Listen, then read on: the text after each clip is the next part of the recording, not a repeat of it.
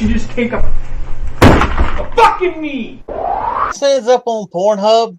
Sorry for your weird masturbation session.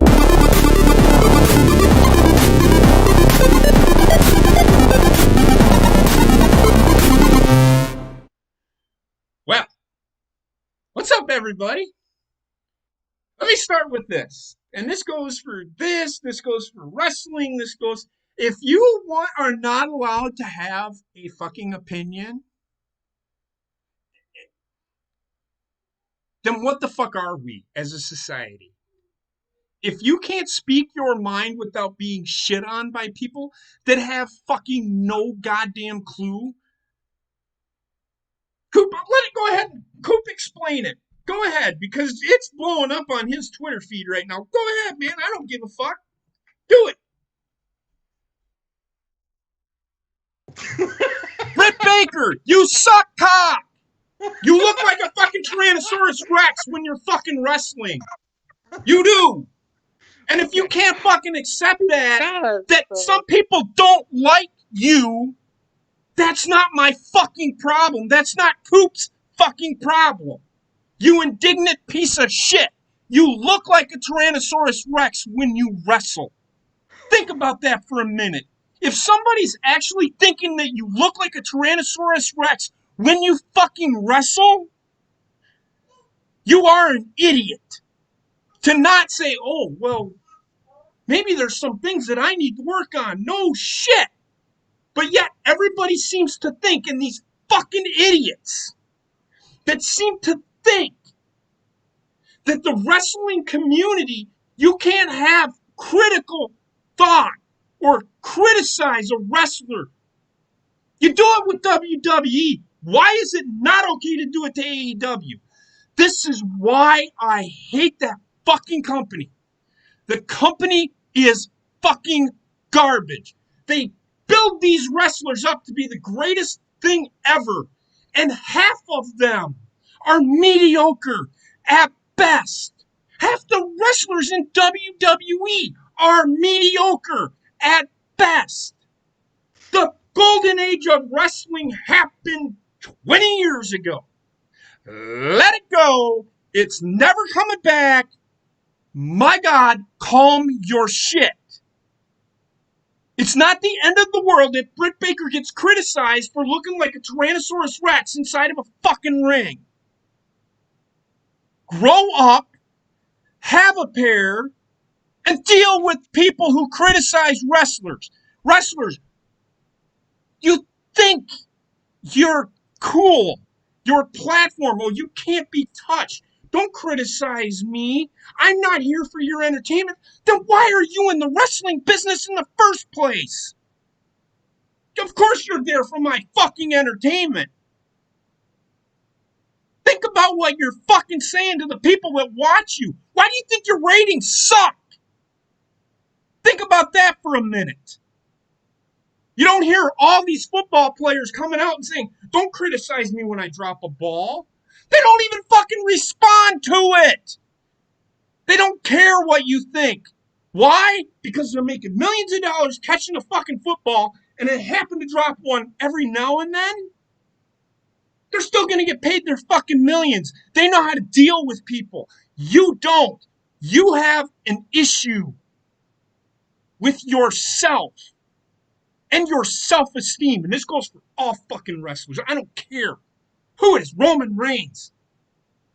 Fucking John Cena. Randy Orton. Drew McIntyre. I don't hear Drew McIntyre when people criticize him coming back and saying, well, you're just a piece of shit. What? Why do you even respond to somebody? It's funny to me, and I applaud Coop for what he did. Why? Because he got under the skin. If you're going to respond to something, there must be some truth in it. Just a thought. Think about that for a minute. Fucking people. This is why I kind of gave up watching wrestling. I'm doing Survivor Series on Sunday for a show because it's one of the big 4 pay-per-views. And everybody's like, well, why are you going to do WWE? Why don't you do AEW? Because AEW doesn't do anything different than WWE does. She, That's why. I'm just saying right now. She responded that she wanted me to take the AEW hoodie off.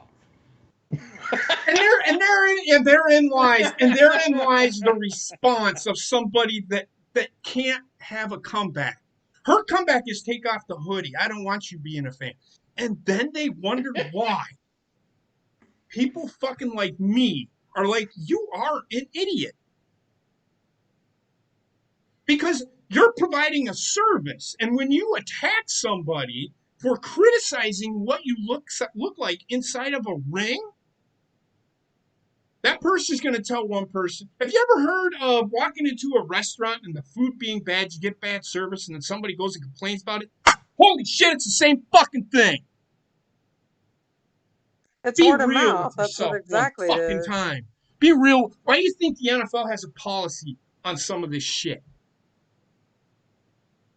Why do you think WWE doesn't allow unionization? Why do you think WWE doesn't like it when their superstars do third party shit? Nobody thinks about these things. But yet, oh, we've got to protect the wrestlers. These motherfuckers are almost making more. They're making, I don't know, about 40 times more than I do. And I'm not making bad money. Shut the fuck up. Get your own fucking insurance. You're making $1 million. Plus, you're getting fucking fees for your fucking gear, or, whatever, your fucking t-shirts and shit. So Oh, fucking, Yeah, you don't can merch fucking, sales. don't, and these wrestlers coming in, these people are fucking mean. Good. People are paying good money to watch you fucking wrestle. People are paying good money to get your equipment, get your fucking gear. And all you motherfuckers sit there and fucking do nothing but complain. Meme joke to me. And complain about fans. I don't care if I get tweeted at. I don't care. Fuck them. I'm so sick and fucking tired of fucking wrestlers thinking that they're high and mighty and can't be criticized. Fuck you. And the horse you rode in on, you pieces of shit. Grow up. They feel like they're self-entitled. That's what it Fucking exactly. athletes feel self-entitled with this whole fucking Black Lives Matter bullshit. All of them do. Somebody criticizing, I went off on somebody the other day on Twitter about Nia Jax because she's a non-vaxxer. She's using her platform. Let me finish. She's using her platform to state that I'm not going to get a vaccine. Why does it bother you so bad? Because I'm compassionate for other people. So am I. But it doesn't affect me one way or another. I think people should get vaccinated? Absolutely. It's just a belief that I have. But I'm not going to force my beliefs on somebody else just because I don't agree with them. Who the fuck are you to tell somebody that they need to become a vaccinator? Getting a vaccination, in reality, isn't going to keep you from getting sick. The chances that you won't get as sick are higher than if you don't. That's the only difference. You're not immune from getting the virus. The influenza has an immunization, correct? Yes? Yes. Doesn't mean you're not going to fucking get the influenza. You're still going to get a fever. You're still going to feel nauseated. You're still going to have a headache. Your body is still going to fucking ache. But you're not going to die from it. The chances of you dying from it are slimmer if you get vaccinated than if you don't. But just because you don't vaccinate doesn't mean that you're going to get it. I didn't vaccinate 1 year and I never got sick. So I don't care what people think of. I don't care what platform this was. Your there's Wendy waves. She just got done with the bath. Uh-oh. Did he freeze again? I think Brett Baker and AEW has shut him down. No, I still have a connection. I love this Shut shit. you down for a Hey, little bit, Pete. I'm sorry, man. Can you guys hear me? Dude, people are not fucking happy with me. It's like half of them can't even comment.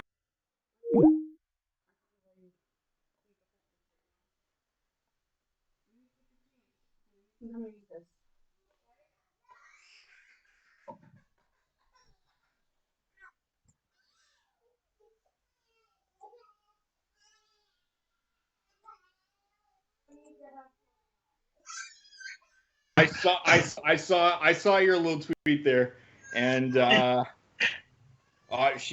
she's not happy with me. So we're back, I think, guys. I'm sorry about that. So I think I may have gotten copyrighted because I'm going off wrestler. No, I didn't get copyrighted. How can I get copyrighted? I didn't fucking. What a bitch! She unretweeted it. She's that afraid. Are you serious?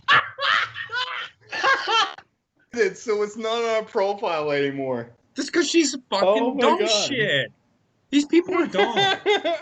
Oh, that's why. Oh, I'm sorry. I looked at the wrong thing. I thought she retweeted it or unretweeted it, but apparently not. I don't know.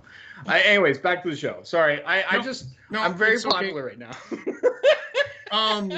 Well, I am dropping. Coop gets this frames moment and in the shit. sunshine on Twitter. I actually have to back out. I need everybody to shut off their cameras, as you can see, because my internet took a poopy. Okay. There we go. So I have to find. It's not what I want. There we go. I will be right back with Skype. Everybody should be able to see what I'm fucking doing out here. Coop, you're gonna have to shut off your camera though.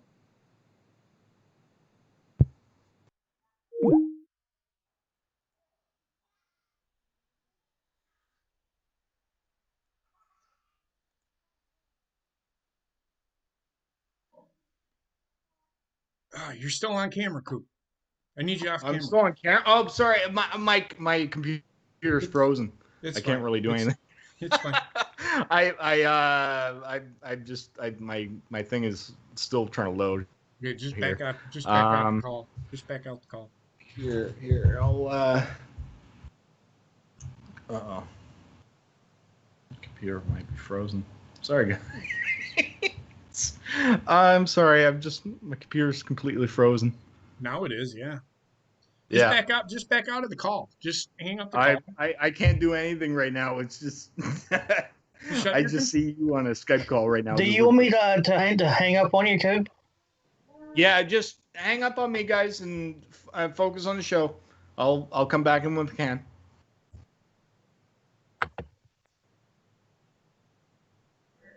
Let me see. There you go. I'm going to head and add them back.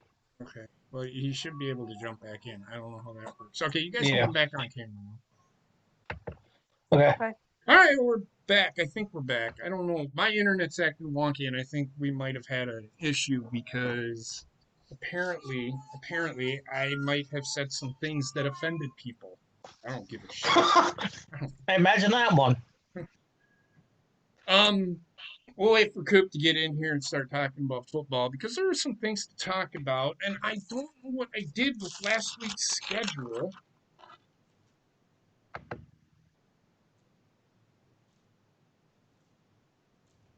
I thought I had it.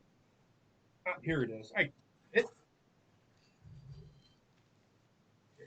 Sweet. Is Coop coming back or? He didn't say anything. So, Coop shouldn't worry about whether or not he's funny.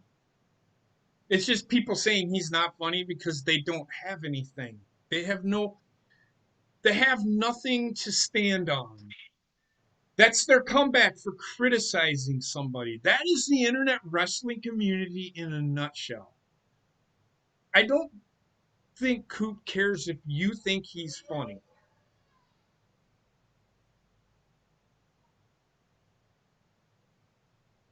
They're not cowardly bitches. They're just called fucking idiots, Trevor. They're not cowardly bitches.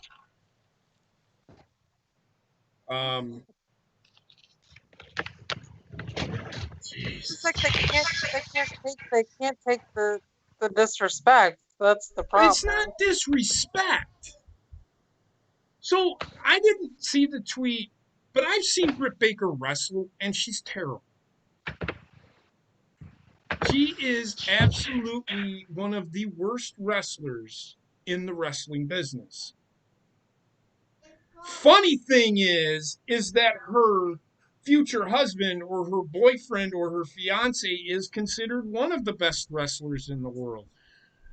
Maybe it'd behoove her to learn something from him. I would I agree. don't know. I don't know. And if Adam Cole supports her being a bad wrestler, that's on him. It's not on me. You got to take, if you're going to be in the business of if you're going to be in anything, you got to take criticism. Because if you're not going to take criticism, how are you going to get any better? All right, well, it's not even at your job you have to take criticism, and you have to learn from it and move on. So, I mean, God Right. damn. Why are people so fucking sensitive?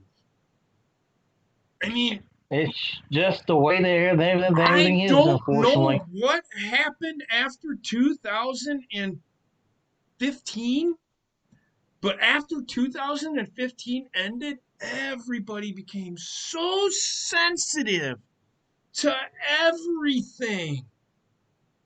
If you said poop, it's like, oh my God, that guy said poop. You can't say poop. You can't say poop because if you say poop, you're talking about feces, and that's gross. Motherfucker!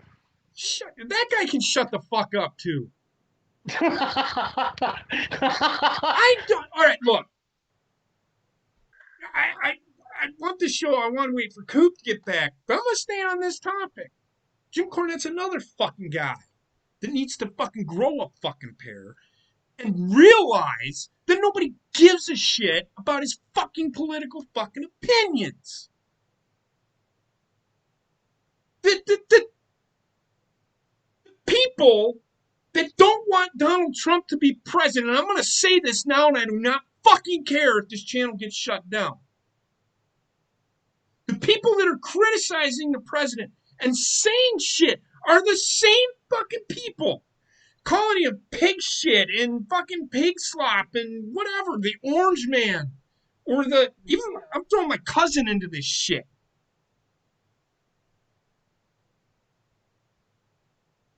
These are the same fucking people that, oh, well, you shouldn't talk about the LGBTQ community the way you do.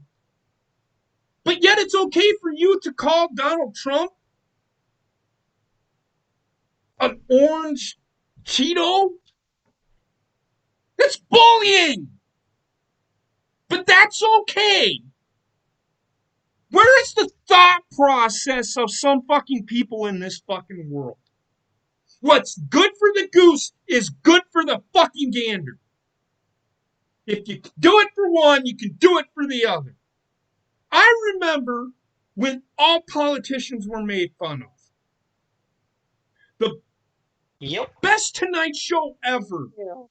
Johnny Carson. He didn't just pick one. He got all of them. But God, if you criticize fucking Kamala Harris or Joe Biden, even in a joke, you are evil. Fuck you. I'm not evil. Who the fuck do you think you are to tell me I'm fucking evil? You don't even fucking know me. Fucking morons, man. Jesus Christ. It's okay to call him an orange Cheeto, but if you say that Joe Biden is an incoherent pig fucker, That's bad. Fuck you, Jim Cornette. I unfollowed that motherfucker on Twitter for this shit. I unfollowed a bunch of fucking wrestlers on Twitter because they can't. I don't care what your fucking political beliefs are. I don't care. We're getting rid of the orange Cheeto. When you say shit like that, because Twitter is worldwide, when you start calling our leader an orange Cheeto, what? How can anybody take us fucking seriously as a fucking country? That's not They a don't. That's not even a fucking political view. I had an argument with my dad in the car. Oh, he's a dictator. He wants to run this country like Hitler. In fact, he has turned this country into fucking Germany in the 1940s. And I said, Dad, give me one fucking policy, one thing he's done to make this country a dictatorship. What has he done? Well, he's done things. That's his answer. That is the answer of the fucking left for everything. Well, he's done things. The fuck does that mean? So things are the issue. But what are those things? Well, they're things. I can't name one specific thing because I forgot. No, you forgot because you don't know. You have nothing. You only hear what you want to hear. You don't want to hear both sides of the fucking story. When has Donald Trump, how many times has Donald Trump denounced white supremacy, racial inequality groups? Somebody answer me. I can name probably like 10 fucking times he's actually denounced. But yet, he said it. Yes, I denounced them. And then they're like, well, I don't believe you.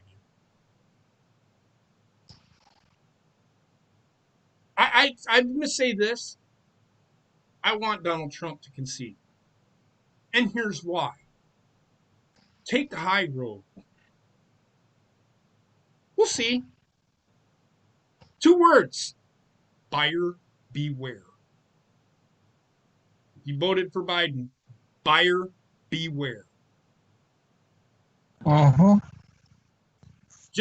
guarantee it. Your taxes are going to go through the roof. How are they going to pay for things? For everything they want to do? Well, the only way they can do that is if they raise taxes. We should cancel debt. Who's going to pay for it? How are you going to cancel the debt? You can't just cancel debt. That's money owed. Well, education should be free. I believe that primary education should be free, but if you want to go to college, you need to pay for it. Why should it be free? If you want it to be free, join the military. Get free education. They'll pay for you to go to school. And what's so bad is here, our minimum wage is going up to $15 an hour here in a couple of years.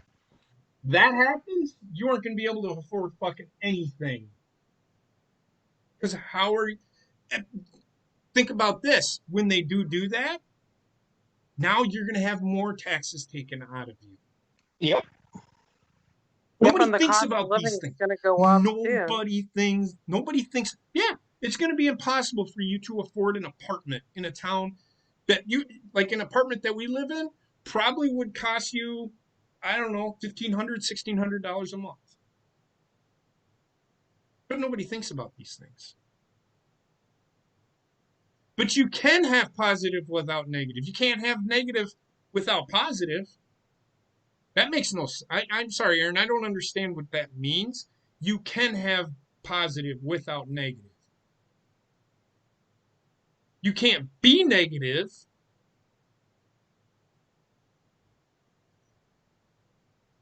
That's a Star Wars reference.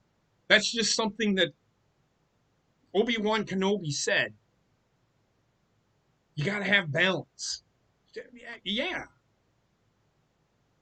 There's a fine line about being negative. It depends on what the negative is. There's a positive to making money. The negative is that you're going to be paying. There has to be a positive for a negative. What did Trek put? Wow. Coop?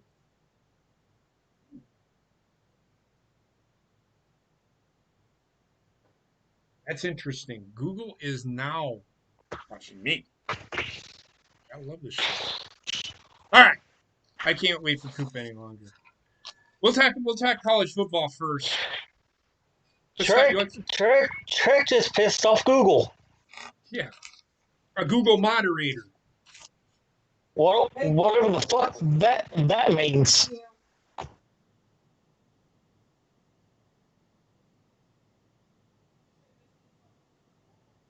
I don't even know what the fuck that is. It's Whatever. less than. It is what it is. I don't care.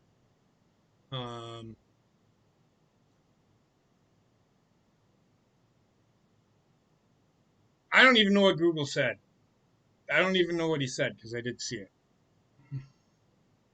If it was something bad on, It's but he must have said something that, whatever. I don't care. It is what it is.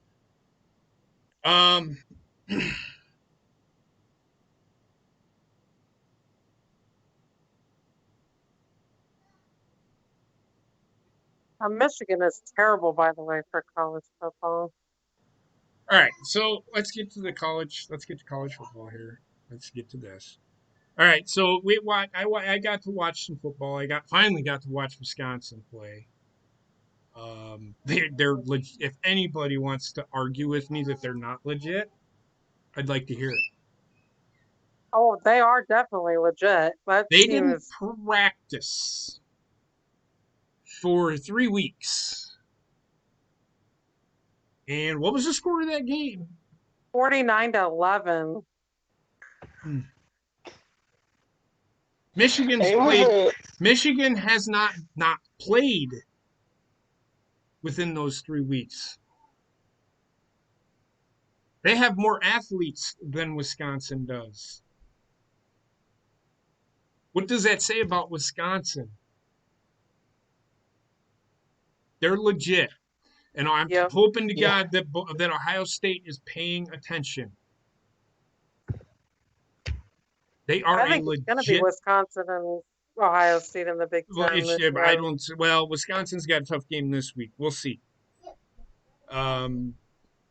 Michigan has lost 4 in a row now. But they aren't that bad. I don't think Michigan is that bad. I think the teams that they're playing are better. Is Indiana better? Yeah, Indiana's good this year. They're 4-0. I don't know what happened to Rayshon. What's good? Okay. I don't know. That's what Trek said that he said, and it got deleted by the moderator in Google. I don't know what Google might send me a fucking email saying what he did, but whatever. I don't care. Clemson bounced back and won, if I remember correctly, right? Yeah, they won. Notre Dame, they don't impress me. They're good, but I don't think they're beating Clemson second time around. Alabama, they didn't even play this week because their game got canceled because of COVID. Florida looked good. Cincinnati and BYU, again, they haven't fucking played anybody. I like that Florida quarterback, Kyle Trask. He's pretty solid. Okay. I'm just going to say this. He don't translate to the NFL. He might have a cannon for an arm. He reminds me of Jamarcus Russell. Did Jamarcus No. Russell translate to the NFL? Nope. Their tight end's good though. Kyle Pitts. Now he does. So you have to think about that. Look at the talent that Florida has around them. This is why Tua. I don't know how great Tua is going to be. Just look at him. I mean, what pops out at you says he's going to be a franchise quarterback. If I had Henry Ruggs and Jerry Jeudy and fucking Devontae Smith and the other guy that they have on that team, Jalen they have Waddle. 4 receivers that could have come out and gone in the first round last year. Yeah. If you have that on your team, you could probably put fucking Mark Sanchez out there and they'd be good. Yep. Because again, Mark Sanchez was a fantastic college quarterback. Why? Because of who he had as receivers. It's more Joe Burrow. He looks to be more of a talent than Tua does. Hey, Coop. Welcome back. I am getting sorry. I just my computer just restarted right now, so it's like 10 minutes. Well, no. Google is cancer. They deleted a message from Trek. I don't know what's going on there. What? I What do you really mean? don't care. Doesn't matter. Doesn't bother me. Hopefully, what about the whole No, Twitter thing? he asked Rayshawn how hopefully Rayshawn gets better, and they deleted that message. I guess I don't know. I didn't see the message, so I don't know, and I can't see it. It is what it is, and I'm gonna find out. Okay. I'll probably get an email saying you need to take him off as your moderator if you want to keep your channel. So be waiting for me to berate you on what you said. But no, we started with the college corner because you weren't here. But I'm done with the fucking wrestling thing. I moved on to it. I actually went a little political, but yeah. Britt here Baker. I've missed most of my time. Like the thoughts. I'm not sure if have you guys gone through all the games or No, we haven't even started yet. oh, thank God. All right. Right, no, I actually started the college corner. So because you weren't here, I started the college corner.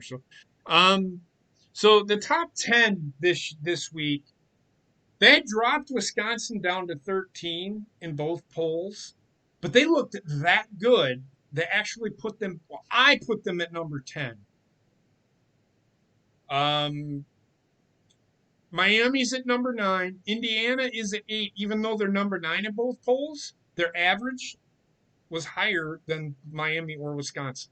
Wisconsin, if they keep winning, will continue to climb. I don't see them getting beat. I don't.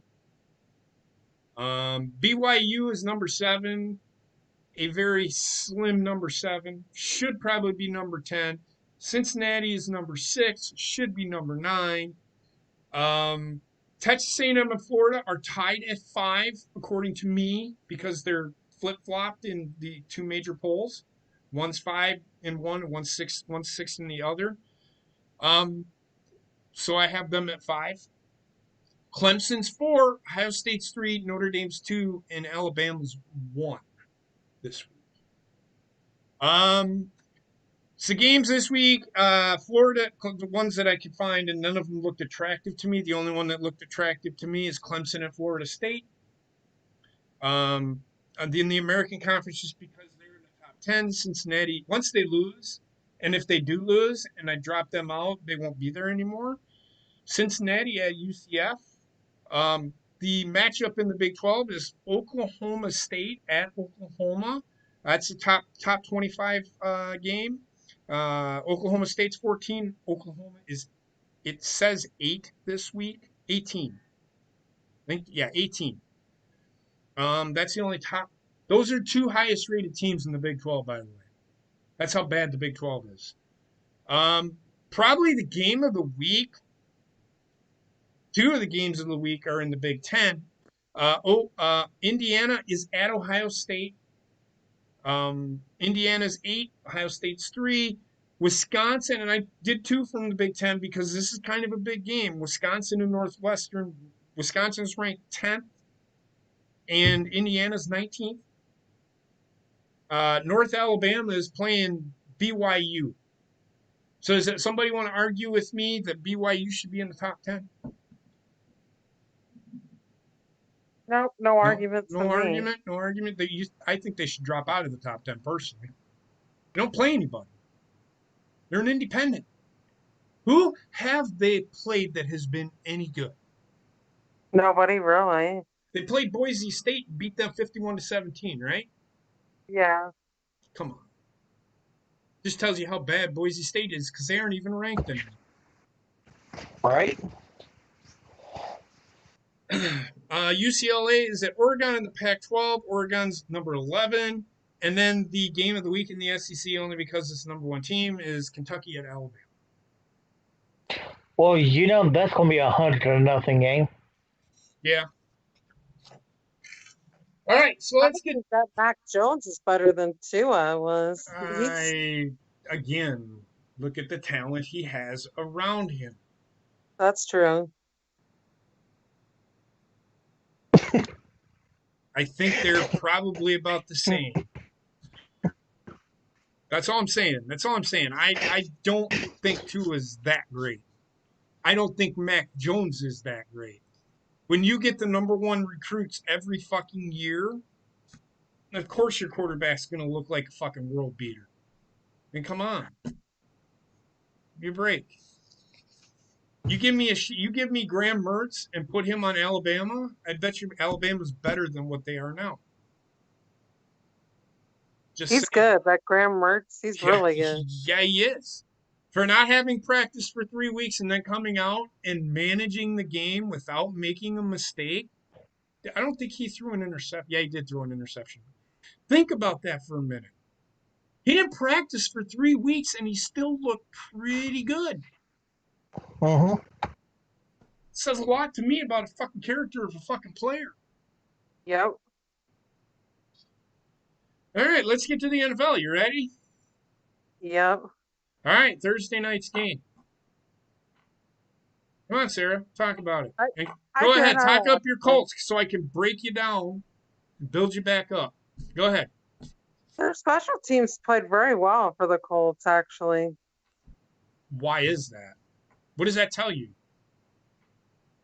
I don't know. Like, it's hard to say. Okay, so, and I knew you were going to say something about this. Think about this for a second. When you're on a short field all the time, you should score 34 fucking points, right? Yeah. When you have all Indianapolis had to do was shut down one facet of Tennessee's game, and Tennessee is done. Give the ball to Derrick Henry 30 fucking times. Let him have 200 yards. Just don't let him get in the fucking end zone. Maybe let him kick a field goal. Right? Yeah. What did I say about Tannehill? Once you try getting Tannehill in a position where he has to win the game for you, what happens? Because he's not a quarterback that's going to win you a game. They aren't going to be as good. When you force Tennessee to do nothing but throw the ball, you take away their greatest weapon, which is their running game. And their defense is smoking mirrors. I still don't think Indianapolis defense is great because they have not gone up. Name me a quarterback that they've gone up against that could torch them and hasn't. Lamar Jackson was about the only one. Lamar Jackson hasn't torched anybody for anything this year. Try again. But what happened, though? Lamar Jackson's not going to go out. He's not going to be the only one to beat you, though. Do you see what I mean? Yeah. Think about that for a second. Lamar Jackson does not need to beat you. He beat them with their legs, right? Yeah.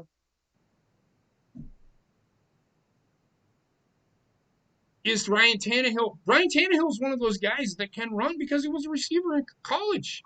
Why they didn't do it?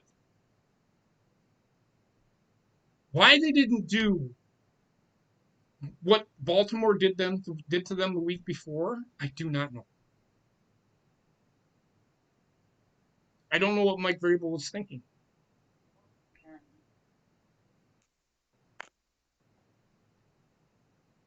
Philip Rivers, and they talked about it all game long, and I'm like, my God, they're so right.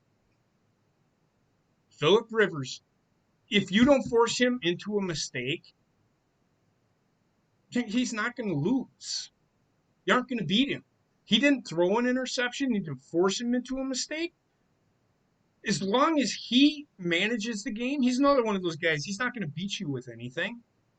Why he was number 4 pick in the draft, I don't know.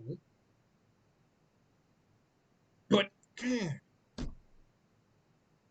I don't see how Indianapolis, who have they played that I can come out and say, and we thought Tennessee was a very good team. I thought they were a really good team until they played on Thursday. And I don't think they're that good. I really don't think they're as good as everybody thinks they are. Because they've lost 3 games to 3 teams that, besides Pittsburgh, that they should have beat. So 2 games. They've lost 3 games. Two of their games they should have won, and they have not.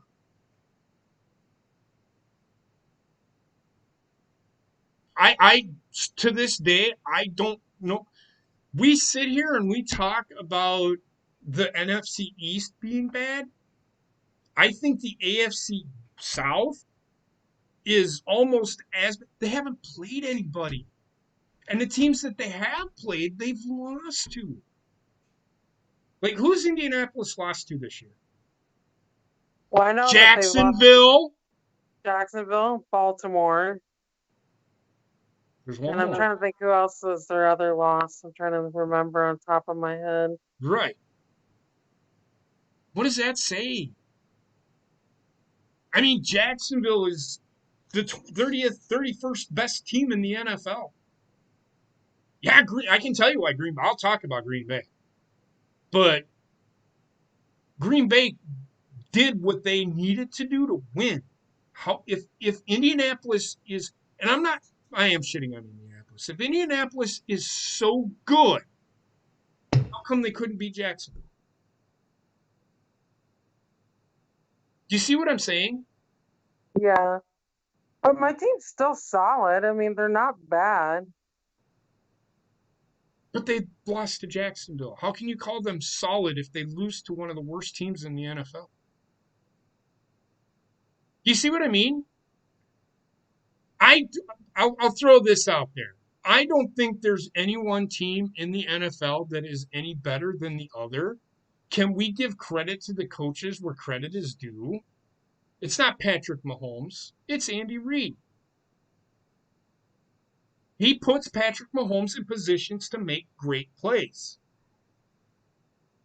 It's all about the scheme.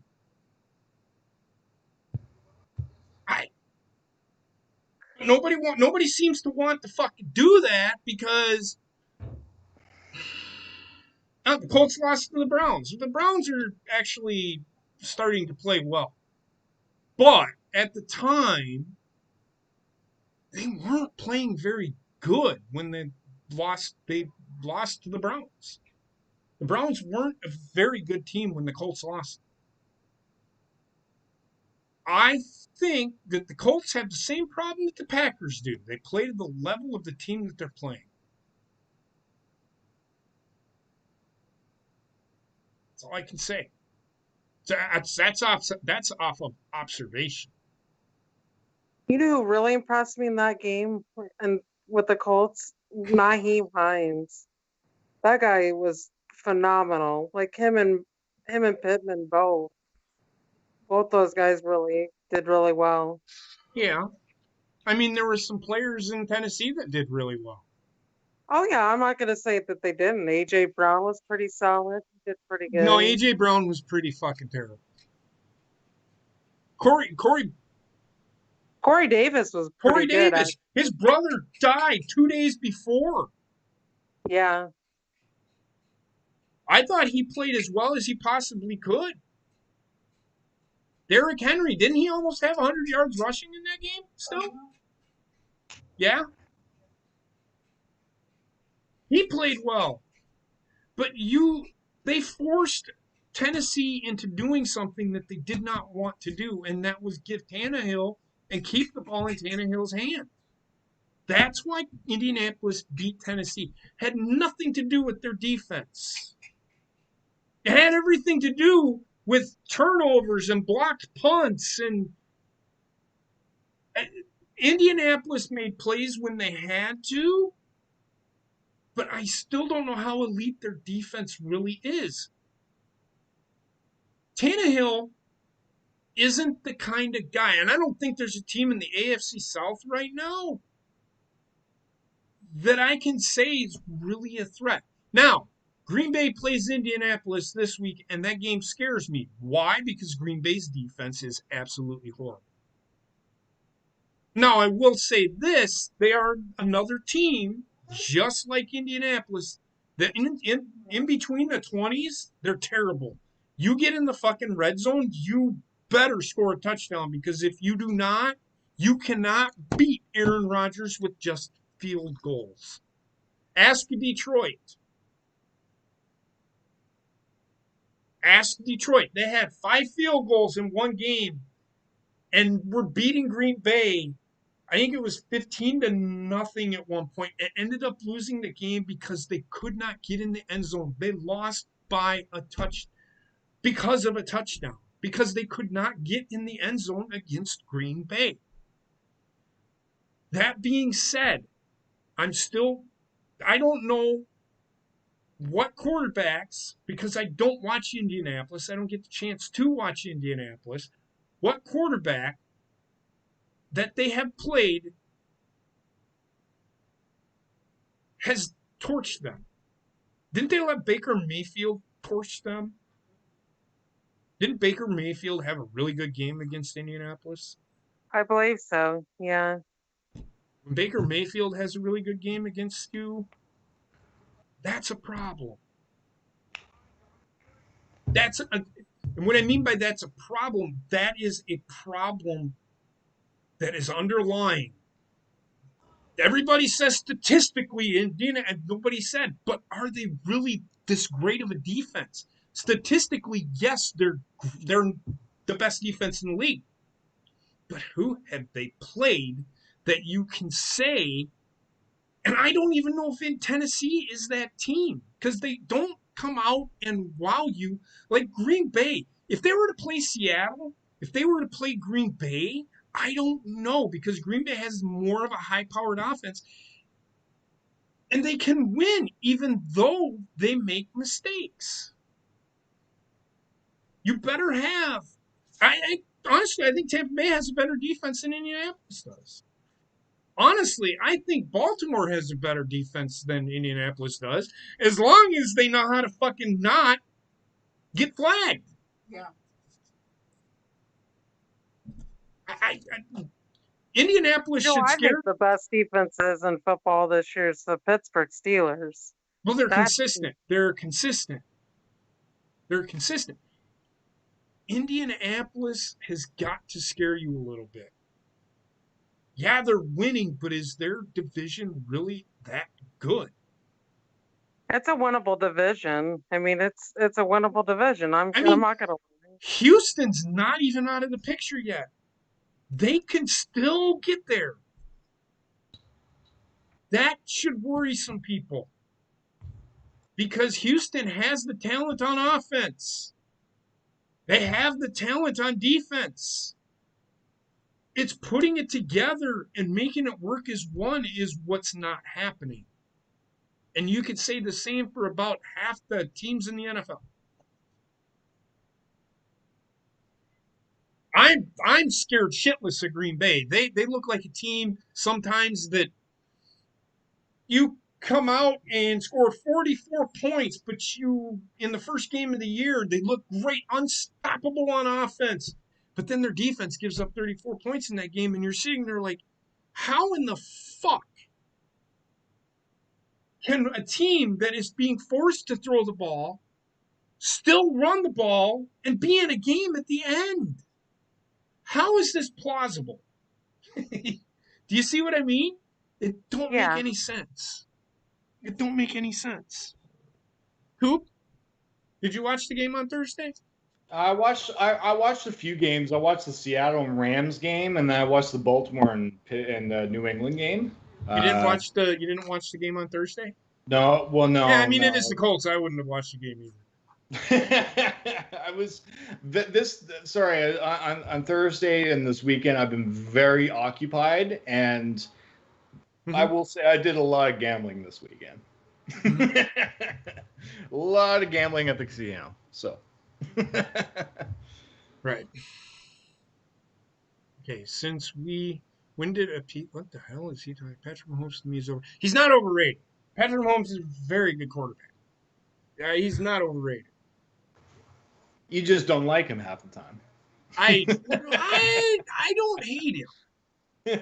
I just some of the things that he does, and I think I hate him because of the fucking media.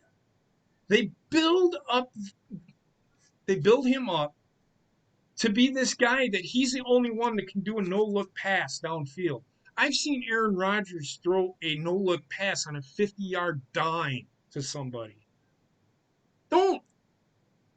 It's like, well, forget what happened before Patrick Mahomes got here. Because I've said it before, there's going to be another guy, and then they're talking about Kyler Murray. He's the only one that can fucking do what he does. Lamar Jackson does the same fucking thing. I don't. What in the fuck are these guys looking at? These analysts just. They're garbage. No, they're not garbage. They're right in their analysis that this guy can do this, but don't say stupid shit. And this is where Chris Collinsworth. This is why I hate Chris. He'll say that this guy is the greatest football player in the NFL, and he makes a stupid mistake, and then he goes, and this is why he has issues. But you just said 2 minutes ago he's the greatest player to ever play the game. What the fuck are you talking about?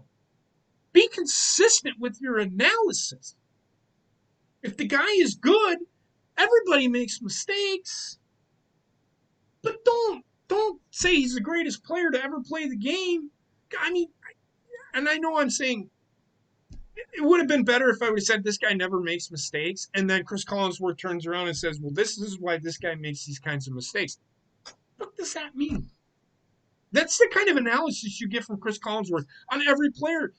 He could be the long snapper, and he'd be the greatest player in the NFL if he makes a beautiful snap. The next minute that he makes a bad snap, this is why this guy has issues. This is why he's a long snapper. What a fucking idiot. These color analysts, and I don't hate Patrick Mahomes. They don't give a consistent enough analysis for me to sit there and say, yeah, I can agree with that. Everybody says, I can't remember who did the Arizona game, but then they were talking of Kyler Murray, how he's the only one that can scramble like that. What? What do you mean? The week before, the same guy was talking about how Lamar Jackson can do this and nobody else can do this. Kyler Murray just did the same fucking thing. Do you see that? That's my issue, I think, with people who talk up these players. They did the same thing with Aaron Rodgers, but this is why I don't listen to analysis. I try not to anyway. But it's getting overtly to the point where I just from now on will turn on the fucking radio and listen to Wayne Larrivee and Larry McCarron talk because they're way better than half the fucking guys I have to fucking listen to on TV. Troy Aikman and Joe Buck. I didn't like Troy Aikman as a football player because he was a cowboy and Packers had troubles beating them, but I'm not gonna hate on his analysis. It's right. He doesn't talk up a player and then say he's the only one that can do this. He might say something to the effect, he's one of the few players that can do this, which is the right fucking analysis, right? I mean, but to say that he's the only player that I've seen do this, when you said the same thing about a guy that does the exact same thing that he just did the week before, just makes me not want to listen to these fucking morons, you know? Um, we'll get to those games in a minute, Coop. The games that you said you watched, because I did. Sorry, I just made another enemy. Penelope Ford doesn't like me either. Who cares? She's terrible too. I seem to get all the terrible wrestlers on the bad side. Who cares? Fuck them. I unfollowed a bunch of fucking wrestlers. I'm just sick and tired of listening to their fucking agenda. Well, I said to Britt Baker, the only thing with her perfect teeth that she's good at is sucking dick. So, well, I don't even know if she knows how to do that. She's got Tyrannosaurus Rex arms. And so Penelope Ford just replied to her, perfect teeth though. So I'm caught in the middle, but some people are starting to agree with me. So right. Eagles at the Giants. Yes, the NFC East is terrible. I don't know what's going, and the Eagles are still in first place. I don't know. The Jets are pretty. I don't know, but I'm just saying the Eagles. It goes New York Jets and then NFC East, right? Nope. Okay. It goes the Jets, then the Jaguars, then the NFC East. I was that close.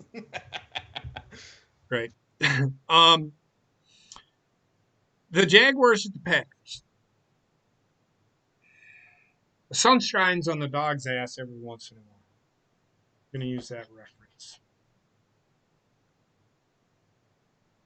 Green Bay looked disinterested.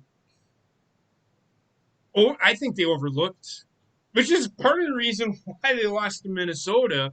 But then they woke up. It's like, we cannot fucking lose this game. And they came out in the second half. Green Bay gave up 100 some yards rushing, but they did a really good job in pass defense, which is a good sign as long, and they showed flashes of getting and making plays. They forced.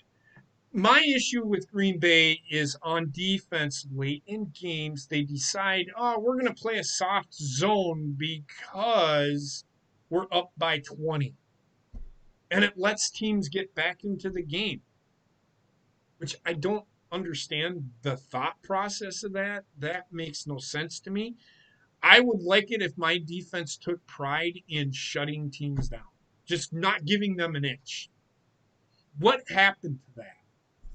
Every team in the NFL is like, we're gonna be horrible inside the 20s, but when they get in the red zone, we're gonna tighten up, which they do. They have. I think they gave up a red zone touchdown this week, but it happens. Did you watch that? Did anybody watch that game? I did. I watched parts of it. It was frustrating for me, and then the second half happened, and yes, they fell behind. But I knew that they weren't giving up much, but they were giving up just enough to keep me frustrated until the fourth quarter. And then I kind of figured, okay, they're going to be all right, but they've got to play a lot better than they did on Sunday. We'll talk about that when the time comes.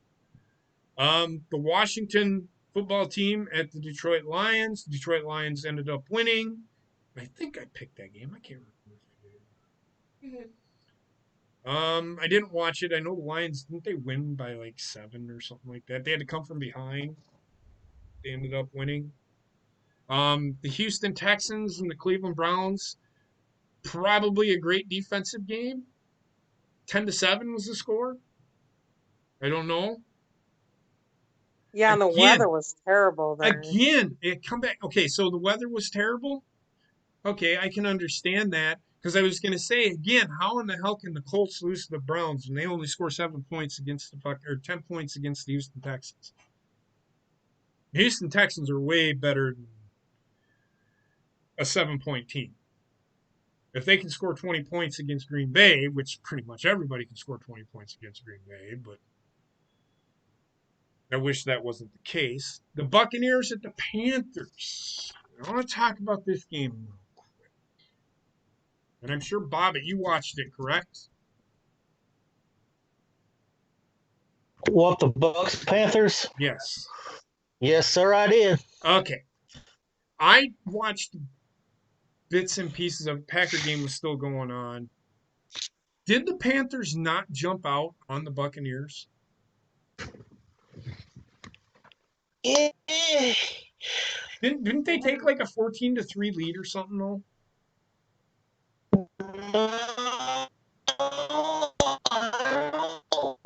Thanks. So, really, dude, you got shit in my room.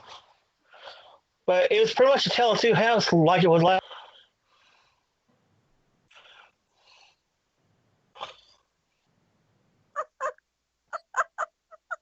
What?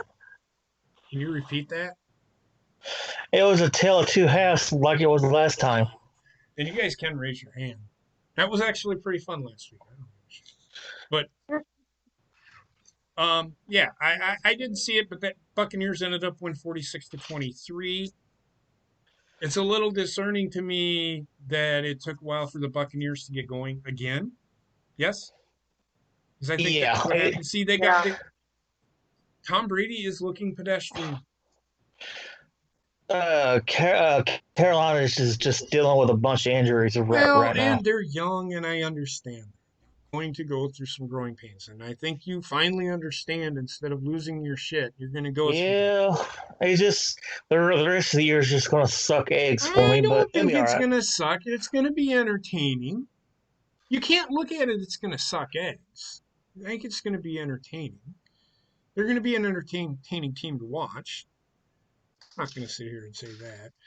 Chargers at the Dolphins. Yeah, motherfucker, yeah. Yeah, well, they got beat by the Dolphins. Terribly.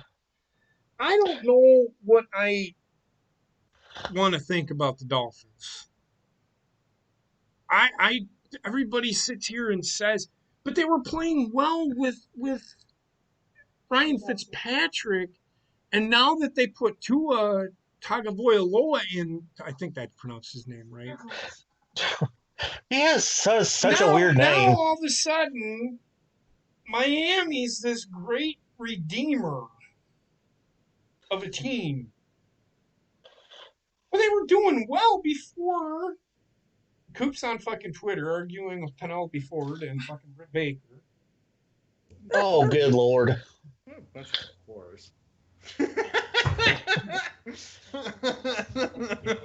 Oh man, Miami's defense is pretty solid. Coop, don't worry about what people fucking say. You're funny to me. I don't fucking care. No, my point is these shitty actors that try and be famous comedians are so terrible, and they're friggin' she did a 10-minute segment on just faking like she did like a late night show kind of thing, and I got so pissed off at it because like we can't do shows right now and everything like that, and they got these shitty ass actors that are trying to be comedians that are getting more famous than we are. So that's kind of my thing with her is she tried to be a comedian on the show tonight, and I just called her out for it. So because she wasn't fucking funny. Yeah. She was trying to do something that she's no good at because the bitch can't even fucking talk. It took up 10 to 15 minutes of my time, and I got really pissed off. I do not fucking blame you. Yeah. The Chargers at Dolphins. Chargers, they're going to struggle this year because they have no defense.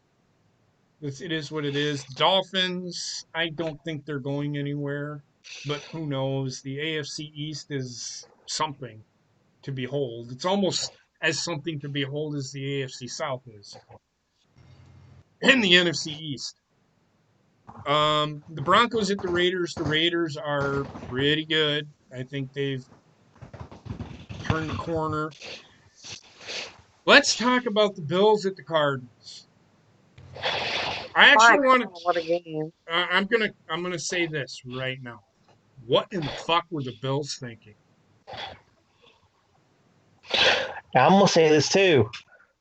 Cardinals is the best team in that fucking conference. No, they're not. So Yeah. no, they're not. No, they're not. They're not. They will not beat the Rams. They won't beat Seattle. Here's the thing. The Bills, this is why I hate prevent defenses. What is the one thing that I said to Heather is they cannot let DeAndre Hopkins run free to the end zone. What happened? DeAndre Hopkins ran free to the end zone. Yes, he had 3 guys standing around him, but why even let him get there? Yeah, exactly. What is the thought process of him letting him even have a free run to the end zone? Nobody was within him for 20 fucking yards until he got into the fucking end zone. What is the thought process? They must have thought that they was gonna knock the ball away, and that didn't happen. But that didn't fucking happen. I mean, again, Arizona's defense failed them. Buffalo did everything on offense that they could do.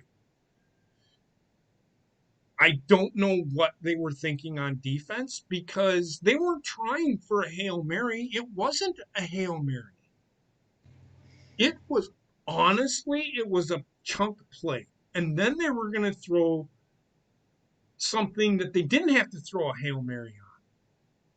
But they're like, fuck it, we're just going to fucking do this and see if it goes, and it worked. They ended up scoring a touchdown. But Arizona is not the best team in the conference. Fucking close. I'm telling you, man, there's something to them. So what? Bob, they had to hope and pray that they won that game.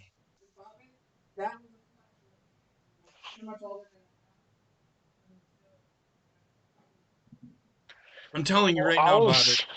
Don't get high on it because I was watching Sports Center this morning, and they said the exact same thing. Of course they're gonna, and I just talked about that because Kyler Murray is the only one in the NFL that can do these things. Patrick Mahomes does it all the fucking time. Aaron Rodgers does it all the time. Lamar Jackson's done it. It happens. It's the NFL. But that doesn't mean that Arizona's going to be the fucking team to beat in the NFC. Because it isn't fucking happening. No, they can be the team to beat in the NFC. They aren't going to win they aren't winning the NFC West. You said conference. You mean division? Yeah, they ain't beating the Rams. Because the Rams don't give shit up like that. I'm telling you. That was piss poor defense at the end. It wasn't even piss poor defense. It was good defense. I just don't know what the fuck they were thinking on letting DeAndre Hopkins just run free. You can't just let a guy that good run free for 20 yards to get to the end zone. Put somebody in his fucking face and make him work. Because if he doesn't get off the line of scrimmage right away, what does he do? He stops, looks around, and hopes to God that somebody fucking throws him the ball. Because that's the kind of fucking player DeAndre Hopkins is. Yep. Even on a Hail fucking Mary, get somebody in his fucking face because he'll just stop.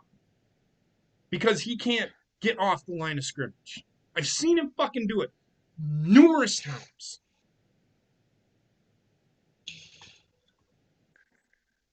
That's what was wrong with that play. The 49ers at the Saints. What was the score of this game? The Saints aren't the best team in the NFC. And they were talking about that too. I'm like, no, they're not the best team in the NFC. I don't even know if Green Bay's the best team in the NFC. I don't think there is one best team in the NFC, to be honest with you. To be honest with you, I don't think there's one really great team in the NFC. I don't think there's one great team in all of the NFL. There's a consistent team, and that'd be Pittsburgh, but that's about it. The Seahawks at the Rams. You said you watched that game, Coop? Yeah, I watched a little bit of the Seahawks, Rams, back and forth game, really. The Seahawks are going to score, but their defense is absolutely terrible. Yep. They can't stop a wet paper bag from getting a first down. Bengals at the Steelers. The only takeaway from that is that they were playing the Bengals. It was the Steelers. I hate to say that, and the Steelers are the most consistent team. You look at all three phases of their game, and they're pretty good. There's not one great aspect of what Pittsburgh does. They will do things on defense to help their offense. They're the only team in the NFL that I see that does that right now. Baltimore could be that team, but they don't know how to fucking use their offense. And I told Heather this. Right now, John Harbaugh should be on the hot seat. That's on him. What is he doing? He's reverting Lamar Jackson back to 2 years ago. He's not letting Lamar Jackson do what he did last year.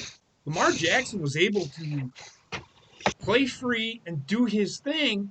Now, it's like they took a step back with him. Why? Because they don't want him getting hurt? Then don't fucking play him. Put him in fucking bubble wrap and hope to God he doesn't break a fucking leg. Speaking of the Ravens at the Patriots, and they said it, and I cannot disagree with it. Do not count the Patriots out. Yeah, that trick play, Bill Belichick, man, he showed why it's not just the quarterback, it's the play calling. And when that trick play happened, that's a Bill Belichick play. Of course it is. Patriots don't knock him out. Do not knock him out. They have a very good coach there. Yeah, the ending to that Cardinals game was awesome. It wasn't as awesome as watching the Packers do it to the Cardinals or watching Aaron Rodgers do twice, once to the Lions and once to the Cardinals in the same year on the exact same kind of play, just in the opposite side of the field. One was to the left and one was to the right. I remember when he did it against the Lions, Aaron Rodgers. I just said that. It was the same year. It was the very same year. Green Bay was losing that game 22-0, I think, and they ended up coming back and winning it 24-22 or 23-22 or something like that. I can't remember. Something like that. Baltimore, I don't know, man. I said it to Heather, and I think John Harbaugh should be on the hot seat right now. That's on him. I don't know what the fuck he is thinking with the offense that he has. There's no receivers right now aside from Mark Andrews and Willie Snead had 2 touchdowns. Okay, but you don't have that consistency. What I'm saying is you've got Marquise Brown, who they don't use right. I agree. They have him doing, if you're going to have somebody just run vertical every single time, why do you even you're just using him as a decoy. Why did you take him in the first round? You're hoping he gets open? How about you teach him how to fucking run a route He should be the slot receiver, really. I don't give a fuck what position he is. They drafted this motherfucker in the first fucking round. You don't draft players in the first round just to draft them in the first round. You Right. draft them because you want them. If there's anybody out there that tells you, well, we draft people in the first round, we take the best player available, which was Green Bay's thinking over the last 5, 6 years. Why are you taking the best player available? Why don't you take a player? In my opinion, a first rounder is a franchise guy. You're drafting this guy for your future. Yep. First and second round are usually your guys that are your future. They should be making an impact now, not 4 years down the road, which is why I don't know why Green Bay drafted a quarterback when they had more needs, linebacker, than they did at the quarterback position. They could have gotten a quarterback the very next year or the year after that. They could have waited. You should see the talent at quarterback of the underclassmen that are playing in college football right now that are 10 times better than Jordan Love that you could take in the fourth round and they're going to be better than he is. Now, I'm not saying Jordan Love won't be good, but I don't think he's a franchise quarterback. Why would you take him in the first round? I don't understand it. And he made mistakes in college, too. I've Well, watched a lot of so his did Aaron Rodgers.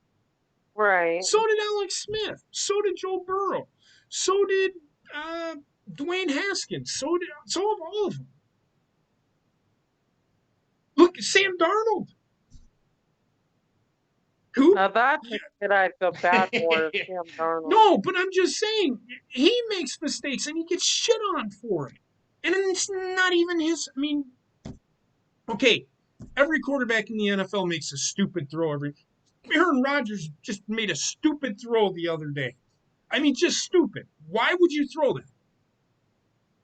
You have a guy trailing and you loft it out there hoping that your guy can get it because it's Devontae Adams. But it got picked. It happens. It's who you put around that quarterback. You can sit here and say, well, the franchise quarterback should be this guy that can make all the throws. I'm sure he can make all the throws, but you have to have a receiver that can go catch that fucking ball. You can't just rely on the quarterback to always make the fucking plays, which is why people are frustrated in Green Bay with their offense. They haven't gotten a fucking another receiver, which I personally don't think Green Bay needs another receiver because why? And it's, well, they don't put any talent around Devontae Adams. What the fuck does that mean? Throw the ball out. Throw the ball to Mark. Give Mark. Yes, Marquez Valdez-Scantling has struggled, but he looked pretty goddamn fucking good again on Sunday. He made some plays that make you go, wow, this guy can do it. Look at the play, the touchdown. Pretty good too, but who? Alan Lazard. Well, he's hurt, so how can we make that assessment? No, but I'm saying, but normally if he's on the field, he's really decent, actually. He's okay. He's okay. I like Aaron Jones, your running back. He's good too. I think people are like, well, Bakhtiari just signed a 4-year extension. He deserved it. He deserved it, and everybody's like, oh my God, now what are they going to do with Aaron Jones? Why the fuck do you think Green Bay drafted A.J. Dillon? Green Bay does not take stock in their running backs. They're they're a piece of the puzzle. They're not going to overpay for a running back. Like, I'm sorry. There is nothing wrong with overpaying, or paying for. There is nothing wrong with paying a running back as long as he can stay healthy. Yeah. But yeah, so that's all I'll say about that. The Ravens, the Patriots. I don't know what Baltimore is doing. They've gone from this team that had this dynamic offense to being a team that relies on power running, and that's it. They have one of their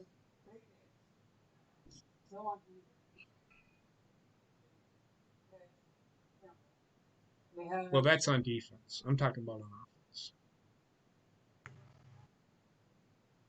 offense. Their defense isn't the problem. Their offense is a problem in Baltimore. Calais Campbell, no, he's a defensive tackle. They also had to do with the injury. Well, okay, so yes, but they also have Mark Andrews. Ronnie Stanley, but they actually. But it's next guy up. Yeah, we have to think about that. These guys are professionals. They should understand. And this is why this is poor preparation. This is why this is on John Harbaugh. Poor preparation. If It was that's the coaching in case, that. if these guys are dealing with injuries and they're significant enough where they don't practice, you better be putting people in there that they can practice. Put your backup in there so he gets time. Don't just, oh, we're expecting Orlando Brown to be back, but we're not going to practice him. I don't understand that philosophy because I hear that all the time. So then why isn't the backup getting reps? Well, we didn't want that guy getting hurt, and then we wouldn't have anybody. Injuries happen. That's why you have 18 people on your practice squad. They need to get Des Bryant, who they have on their practice squad that could probably make an impact with Baltimore. Why they haven't brought him up, I do not know. They have Calais Campbell is on IR. Who did they bring up to take his place? That's the question that needs to be asked. I don't know. That's just me, though. It's definitely on John Harbaugh on Sunday. That was the coaching. It was poor coaching. It's like his players were not ready to play. It's a lot like what Green Bay on Sunday. Until the fourth quarter, they're like, oh shit, we can't lose this game. We better wake the fuck up. And then the Vikings and the Bears happened last night. Raw was better. Just going to say that now. I could not watch that game. I could not watch it. It was horrible. The Bears had 130 yards of total offense. Their offense sucks for Chicago. I'm sorry. Can somebody please tell me why they think Nick Foles is the answer? He's not. Fucking get rid of the guy and put Mitchell Trubisky in there. He's actually played better than Nick Foles has. You had 130 yards of total offense. And they're talking about how the offensive coordinator took over the play calling. But yet they're Matt Nagy's plays. Why do you have an offensive coordinator then? Right. What the fuck is that? If Matt Nagy is the one that is running the offense, why do you have an offensive coordinator? What does he do on a daily basis? Make sure that everybody's pads are cleaned and shit, or what? That was definitely on Matt Nagy. I don't know. Nagy's not that good either. No, he's terrible. Terrible. So yeah. Any thoughts? Anybody want to talk about any game? I got to go grab a beverage. Go ahead and talk amongst yourself. Okay. Well, I just pretty basic games that happened this weekend for me. So that anything you guys see? Oh my God, that Bears offense is atrocious. I watched some of that game. I was like, I had to turn that crap off and turn it into something else. It was bad. I couldn't even watch it anymore. I'm starting to notice.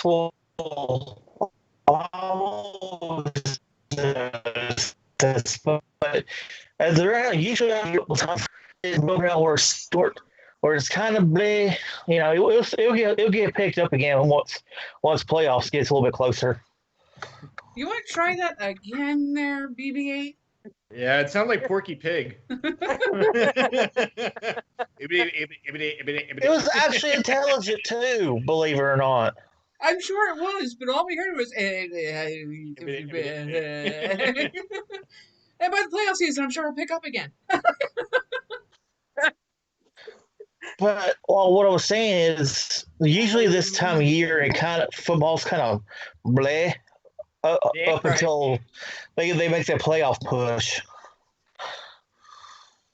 That's what you mean. Blah, blah, blah, blah, blah, blah. That's why I get mixed up. All right. Yeah, I mean, what are you going to do? All right, so I'm going to do the power rankings. I'm going to go ahead, Bobby. Go ahead. Okay. Oh, you gonna say? Oh, well, we said, what do you do about? I said,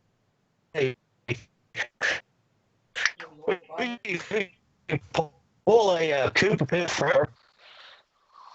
Are you censoring yourself?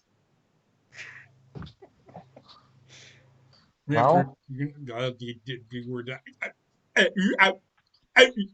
did it again. I don't know what. Say what you said again. I said we can always pull a Cooper and piss off a wrestler. Well, we could, but we're not going to. But I didn't piss off a wrestler. I pissed off probably a company. Who cares? Tony Khan can go suck a dick. So, yeah, I even tweeted at Tony Khan and said, worry about what really makes you money because you're not making any with that wrestling. Well, she must have something happened to her because she got rid of the tweet. So I've kept my tweet, but she hasn't got rid of hers. So well, she got rid of hers, but I'm guessing the company contacted her and told her to get rid of hers. Yeah, because you're criticizing a fan, which that's actually bad PR for you. Yeah, no matter if it is one person shitting on them. I don't care what anybody says. If you can't take criticism, shut the fuck up and take it. Then get out of the fucking business. If you can't take it, then get the fuck out. I don't care what anybody fucking says. You can come at me at the Cold Bone Show. All one fucking word. You can come at me and fucking shit on me, and I'll just shit right on you back, you Tyrannosaurus Rex looking motherfucker. But anyway. So what I'm gonna do, I said fuck doing all 32 teams because it's just way too much for me. Okay. So I'm gonna do the top 10, but I'm gonna give you what NFL.com gave you for your power rankings. So number 32. The Jets. No, the Colts. Why are the Colts? No, I'm kidding. It is the Jets. I just love watching Sarah's reaction when I shit on the Colts. It's great. Number 31 is Jacksonville still. The Cowboys are at number 30. Washington, number 29. Houston, 28, down 2 spots. And they lost, right? Yeah. Bengals at 27. The Eagles dropped 4 at 26. So there is not an NFC East team in the top 20 in the NFL. Wow. Broncos at 25. The Panthers stayed at 24. Even though they lost, they could not punish them. The Bears dropped 6 to 23. The Giants went up 6 spots to 22. The 49ers, and I cannot, just because the Eagles are in first place. How can you put the Eagles above the Giants? There's the Giants above the Eagles. The Giants are in second place. I can't. You just can't do that. I don't understand. So the Giants beat the Eagles. What if the Eagles didn't the Eagles beat the Giants once this year already? They split the season, right? I think they did. If I remember correctly. I don't know. 49ers dropped 1 to 21. The Lions went up 7 to 20. They are not a top 20 team. They may be a top 25 team, but they ain't a top 20 team. I think the only reason they went up that many is because everybody else below them is bad. The Chargers are at 19. Falcons at 18. The Patriots went up 4 spots to 17. Vikings are at 16. The Browns at 15. The Titans dropped 5 spots to 14. The Seahawks dropped 5 spots to 13, and I can agree with that. The Colts only went up 2 spots to 12, which tells you a lot about what people think about the AFC South. Because the Tennessee Titans were a top 5 team for a very long time. And if the Colts, who were at 14 last week, according to them, they're actually 9 for me, only because they won and they keep winning, and everybody below them, or everybody that they jumped, lost. At least I think so. I could be wrong, but I just threw this shit together at last minute. The Colts at 12, Dolphins at 11, the Rams at 10, the Cardinals at 9, and I still don't think the Cardinals are better than the Rams. Still don't think the Cardinals are better than the Rams. The Raiders went up 2 spots to 8. The Bills dropped 1 to 7. The Ravens dropped 2 spots to 6. The Packers are at 5, and they stayed at 5. The Buccaneers went up 3 spots to 3, and they beat a team that they should have beaten. So why are you? But they were sluggish at the start. I would actually keep the Packers, and I did. I'm keeping the Packers above the Buccaneers. The Saints are at 3, and I'm still trying to fathom that. The Steelers at 2 and the Chiefs at 1. I'm still trying to fathom that. That My pisses top, me off. it doesn't piss me off. It's just, why do you think the Chiefs are better than the Steelers? And everybody's saying the most consistent team. Even the people that do this, they're saying the most consistent team is the Pittsburgh Steelers, but they won't give them the credit that they deserve. Because Patrick Mahomes is the best player in the NFL, they say. Because he's the only one that can do certain things. Get the fuck out of here. Sorry. So my top 10 are the Dolphins at 10, the Colts at 9, the Cardinals at 8, the Rams at 7, the Ravens at 6, the Buccaneers at 5, the Saints at 4, Packers at 3, the Chiefs at 2, and the Steelers at 1. I would agree with that. Mhm. Yeah. I agree. The Packers, yeah, they struggle, and I think that they kept the Packers where they are because they struggled against the Jaguars. But the Saints crushed Tampa Bay last week, and I don't know how much better the Panthers are than the Jaguars. I mean, they're better, but how much better? I don't think they're that many spots better. They got manhandled last week. I'm pretty sure that a team with a high-powered offense can score 46 points. But their defense is supposed to be really good. Why are they giving up 23 points? They've given up 61 points in the last 2 weeks. How good is their defense? Again, I say that the Buccaneers are smoking mirrors when they played Green Bay. That's all I'm saying. I That's all I'm agree. saying. That's all I'm saying. We'll see. We'll see what happens. We'll see what happens. All right. That being said, are we ready to do picks? Anybody got final thoughts?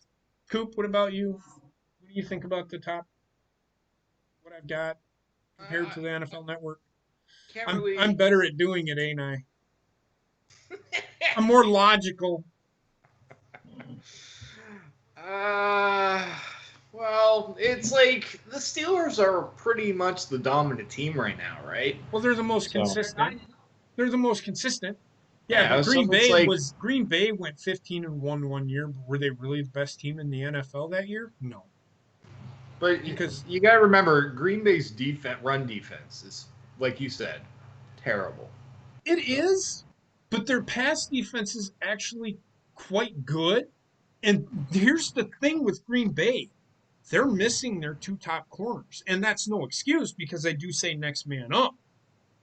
yep. But there is a significant drop off from Jair Alexander to Chandron Sullivan playing against the number 1 guy. So That says a lot about their pass defense. Now, if they can fix their, and it's so easy. The thing with Green Bay, their run defense is so easy to fix. Nobody's saying that you have to practice one whole day of practice learning how to tackle. These guys should already know how to tackle. These guys are getting paid millions of dollars to tackle on the defensive side of the ball, but they're afraid to hit people because they're afraid to get flagged. That's why you see the tackling, as horrendous as it is in today's game, is because people are afraid. Players are afraid. And I've seen it numerous times. And I haven't said anything about this for a couple of weeks, and I've been meaning to. Is this using your helmet to hit a player, lowering your head to hit a player? But aren't you told to put your head down, but keep your head up? As far as when you go to hit somebody, the natural reaction, and players have been doing this for years, especially these guys, have always been taught you come in and either side, which when I coached, that's exactly what you did. You tell them to come in on the other side with their head up, looking at what their target, not putting their head down. I do want to say this on top of that. If a defensive player cannot put his head down, why is an offensive player allowed to put his head down in the same context? Because you look at these players that are taking these helmet to helmet shots, the offensive player, and Troy Aikman pointed this out, the offensive player should not be allowed to do this. If the defensive player is not allowed to put his head down when impact is about to come. You see that all the time, and it is not called. What is good for the goose is good for the gander. I mean, come on. Think about it. You know what I'm talking about. When you see a running back lower his head, getting Yeah. ready for impact, and he puts his head down, much like a defensive player puts his head down when he goes to tackle, he can't see Right. what he's doing. Why are offensive players getting the benefit of the fucking doubt? Why are offensive players getting protected more than defensive players? Because the defensive players are the ones that do most of the hitting, so they're going to take the brunt of the brunt of the punishment when it happens. They need to throw that rule completely the fuck out, because if that's the case, then we should just switch it to fucking two-hand touch and call her a fucking day. That's all I'm saying. Or Yep. flag football. Or flag football. That's all I'm saying. I think it's fucking absolutely stupid, this lowering the head penalty. There's a difference between intent and trying to make a play. There's a big difference between intent on hurting somebody and trying to make a play. And half the fucking players in the NFL that get this penalty are not trying to hurt somebody, they're trying to make a tackle. And it's because the offensive player is lowering his head. In football, you are told the lowest person, get lower than the lowest person to make a tackle. That's how you make a tackle, getting lower than the lowest person. The NFL needs to get rid of the fucking rule and reevaluate it, because they're just flagging shit to flag shit, especially when somebody, I don't remember who it was that it got flagged on this week, but it was a highly prominent running back, and he lowered his head first, mind you, and then I think it might have been the game last night. I'm not sure. And they threw the flag, and he got a 15-yard penalty for it. Well, what's he supposed to do? His head was already down, getting ready to make the tackle. The other player puts his head down, And actually, the offensive player made contact with the defensive player. So why is the defensive player getting flagged for it? I don't under.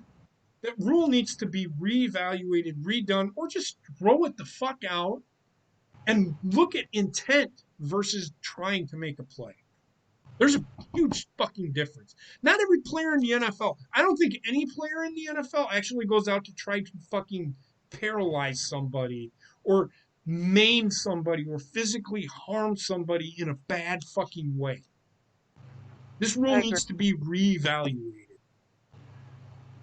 Yeah, it needs to be reevaluated. That's all I'm going to fucking say. Cool. I know you've been listening intently. You got any thoughts on this? No, sorry, I'm just middle Twitter fight. Oh, let it go, man. I know it's I'm really popular. Sean Ross even commented on Sean, yeah, but he's going to defend the wrestler because he just wants an interview with people. Yeah, he's what, WWE intern or something like that. No, Sean Ross Sapp, he works at Fightful.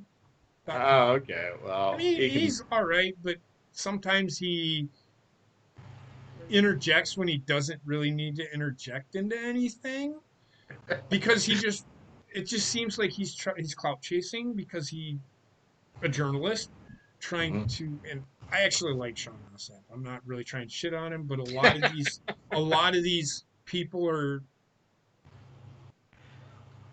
you're clout chasing. I Just might make headlines. you might. It is what it is. All right. Well, that just proves that her shitty promo, I'm more entertaining. But anyway. All right, so Thursday's game, the Cardinals at the Seahawks. What you got? Seahawks and Cardinals? Well, it's Yeah. Cardinals at Seahawks. Oh, it's at okay. Well,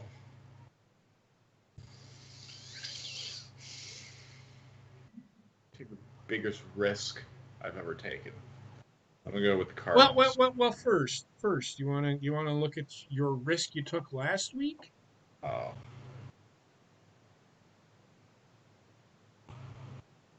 Yeah, you fell even farther behind. Well, Sarah God, actually gained again, on it. listen to Sarah fucking actually Titans again. Sarah actually gained on me. I think you gained one though. I gained one game. I think so. I don't know. I don't remember. Yes, Bobbit. I know you have your hand up. Go ahead. I'd like to make my pick. Not yet. Well, yeah, you can, but I was actually asking Coop first. But. Okay. So I'll do the chance thing at the end of the show. So let's go back to that. So there it is this week. And who did anybody lose? Is Trek still in the lead? He is. And then it's Ray, Dan, Gina, and then Coop.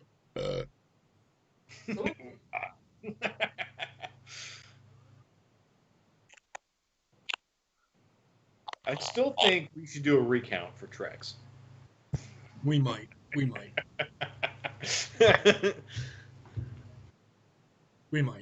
So yeah. So Cardinals and Seahawks.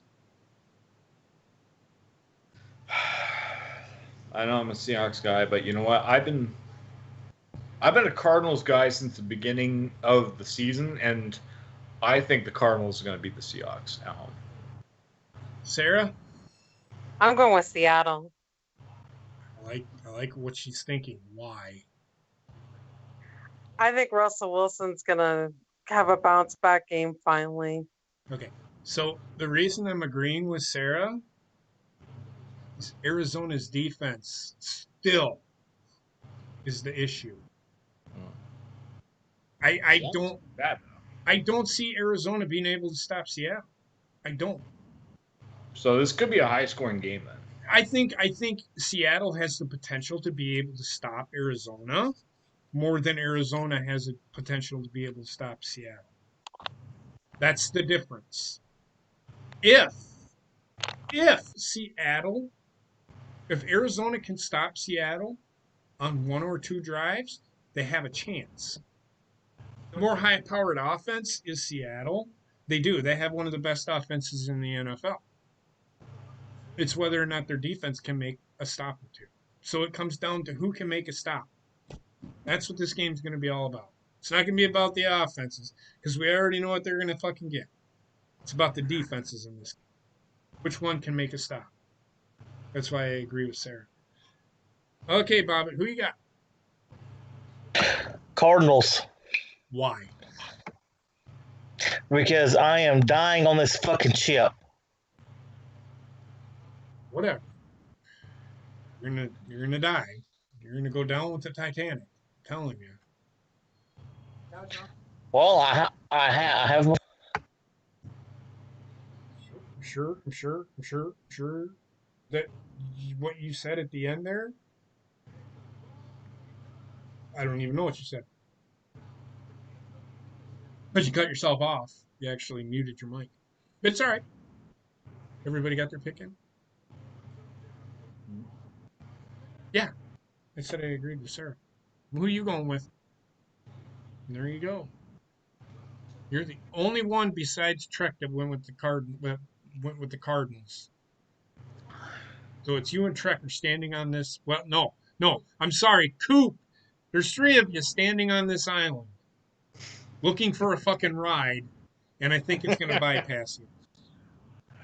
Look, I'm gonna be eating coconuts after. You're gonna be, because that's exactly what's going to happen. You're on a sinking island, man. Bengals at Washington. Sarah, who you got? I'm going to go with Washington. I was really impressed with Alex Smith last week. I was really, really impressed.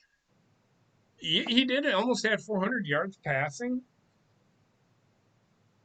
But again, let's look at who they were playing.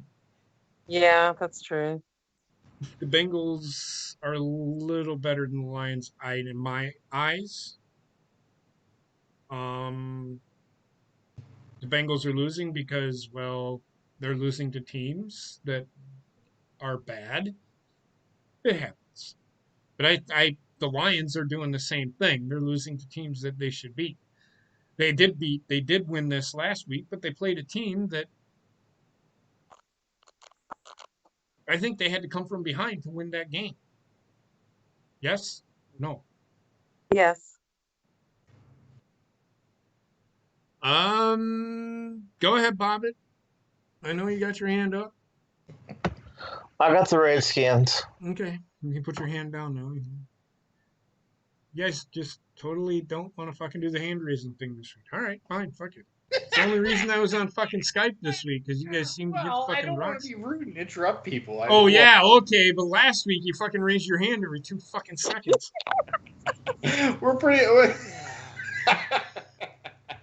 Bobby, you don't have to mute either. I don't know why you keep mute. I've also been pretty distracted, so. All right, did I pick? I have not. I'm actually going with Cincinnati. I'm actually going with Washington. I'm going to go with Bengals. I think they have the better roster when it comes to offensive wise. Yeah, well, Dallas has the best roster in the NFL, but look at where they're at. Oh, good. Perfect. See, that's what he thinks about his pick. The Steelers at the Jaguars. Steelers. Or wait. I skipped one. And Heather, who did you get? Falcons at Saints. Bobbit? I got the Saints.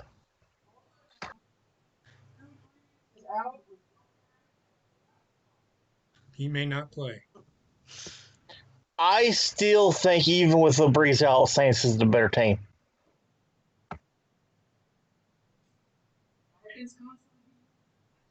Jameis Winston.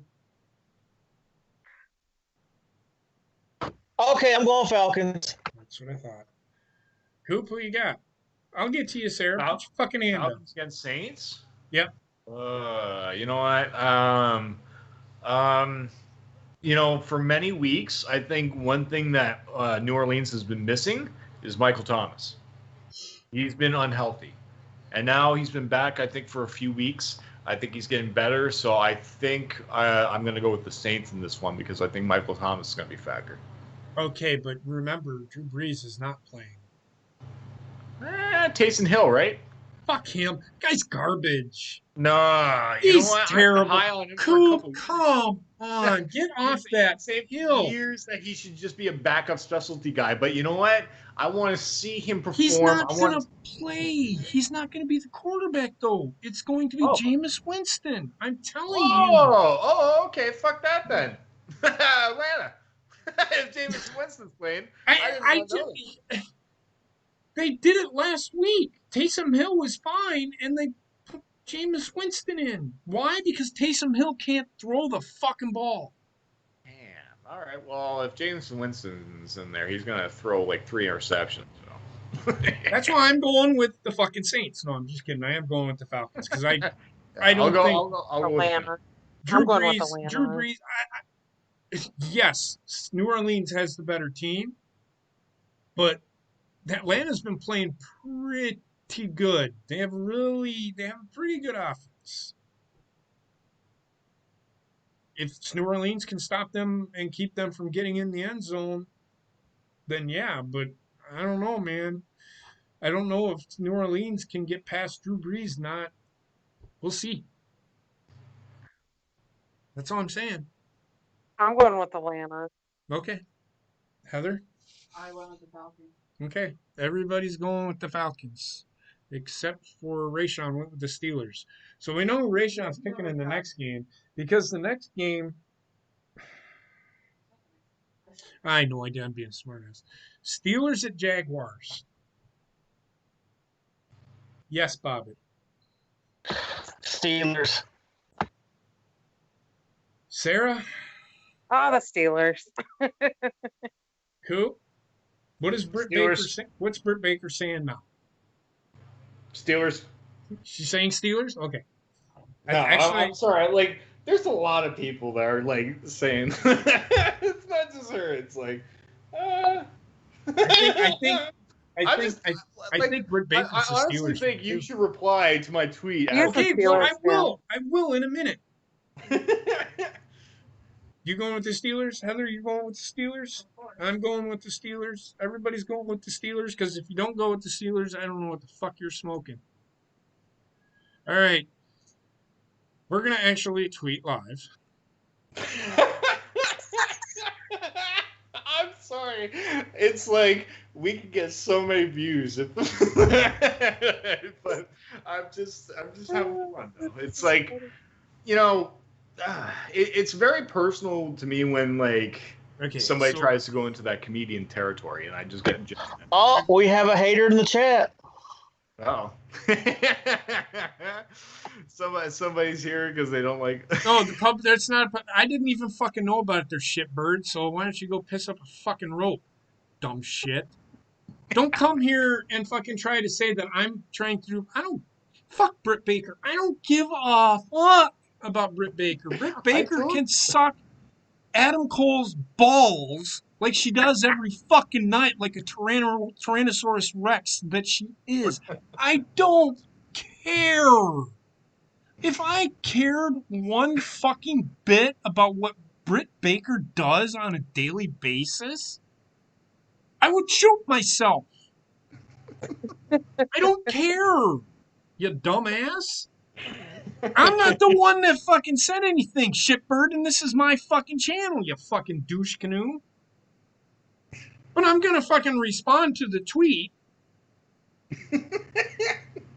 I'm sorry. I just, oh man. You know, when you have an opinion about something, it's either taken positive or negative. Right. And when it comes to here's the thing. Here's what's funny, and Heather just said it. So this guy comes in to watch us because he wants to see if this is a publicity stunt. 42K people watching Britt Baker's new segment. I'm not a nationally televised. Another thing that people don't understand is I don't watch AEW. Britt Baker is part of the reason why I don't watch AEW. So before you come in here and start spewing that I'm trying to do a publicity stunt, my ball's your chin, motherfucker, because it's not true. The joke's on you because you came here and now you're getting shit on because you're spewing shit that I didn't know about until like 2 seconds before the show started. I let Coop do his thing, but then I'm like, no, fuck it. I'm going to go with it because I'm sick and fucking tired of wrestlers being a bunch of fucking pussies when you say something about them. They can't take the heat. Get out of the fucking kitchen. It's that fucking simple. If they can't defend themselves without saying, "Oh, you're not funny," "Oh, that was a great tweet, Brett," get the fuck out of here, man. The fucking who cares?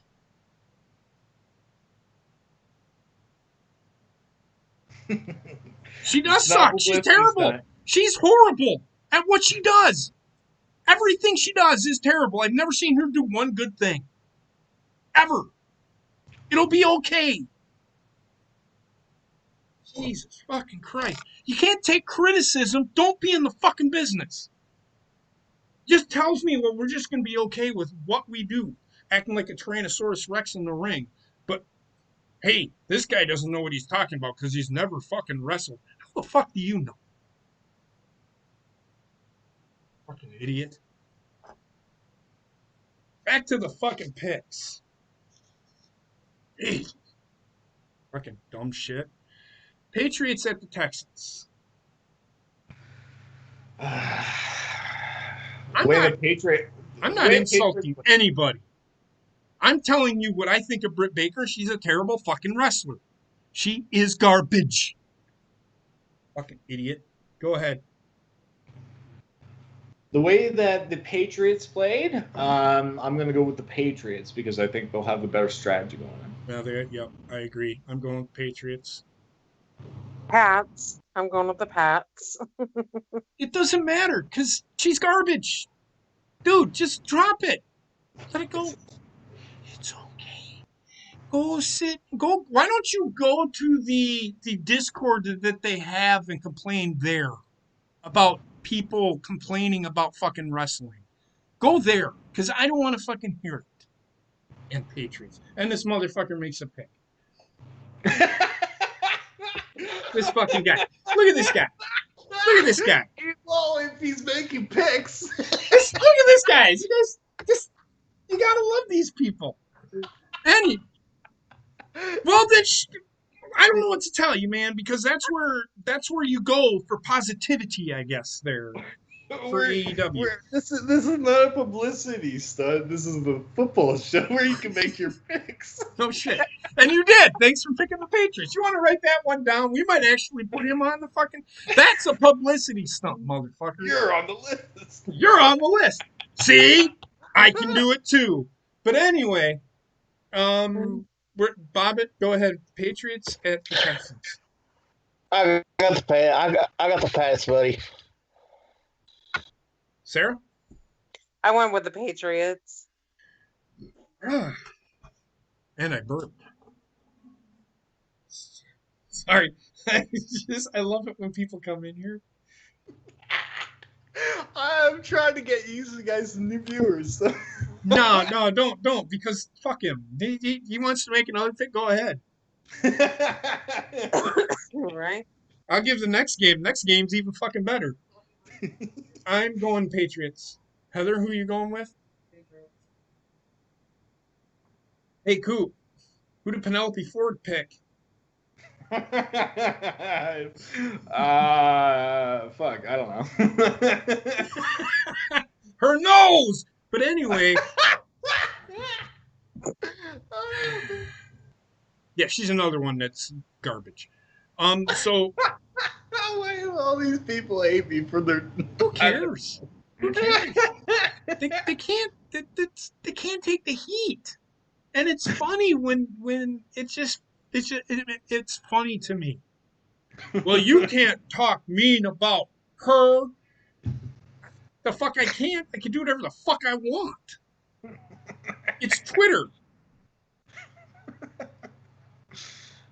It'll be okay. If you don't like it, report. But then, what are you reporting? If the guy said mean things about somebody, people say mean things about other people everywhere. Oh, shit. It's called fucking getting a pair. Quit being a pussy. Anyway, next game, Eagles at the Browns. Coop, what you got? I got the Browns. Is your name Coop? No. All right, then. She was thinking my brain, though. I'm going with the Browns. Going with the Browns, huh? Bobbit, who you got? I'm gonna go with the shitbirds, the Browns. The Shitbirds, the Browns? Whatever.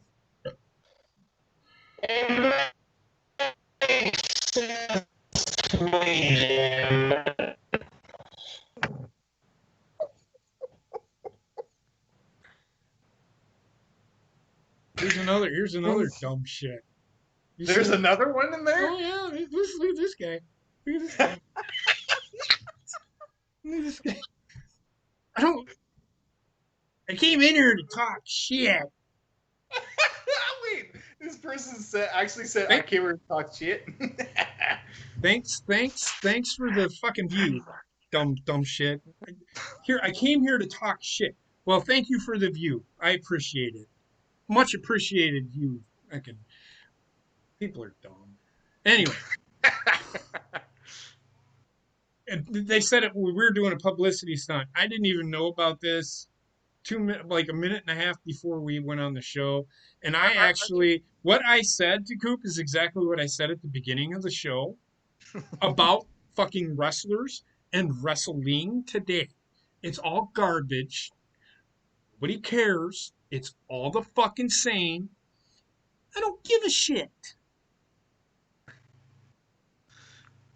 I don't care. I laugh at fucking wrestling anymore. It's all a fucking big comedy. God forbid. If you honestly want to, you really want to sit here and tell me that I am sad and weird? You are sad and weird for thinking that Chris Jericho versus Orange Cassidy is the best match of 2020. They had a match where they fell into a pool of orange juice and champagne. If anybody ever says that, are they not watching New Japan? No, they are not fucking. They aren't wrestling fans. People that talk shit, like these two numbnuts that came in here, aren't wrestling fans. They think they are. The golden era of wrestling is gone. Everybody wants this era of the Attitude Era back. But they don't want the Attitude Era back. Well, guess what? AEW is doing exactly what WCW has done already, that WWE has done already. There is nothing new in fucking wrestling. There hasn't been anything new in wrestling since 1995. And I'm just throwing a date out there because I started watching wrestling when half of these fucking people weren't even a fucking dribble running down their mommy's leg. Hell, you even do wrestling reviews all the time. So I used to. I was watching wrestling when I was 7. I am 48 now.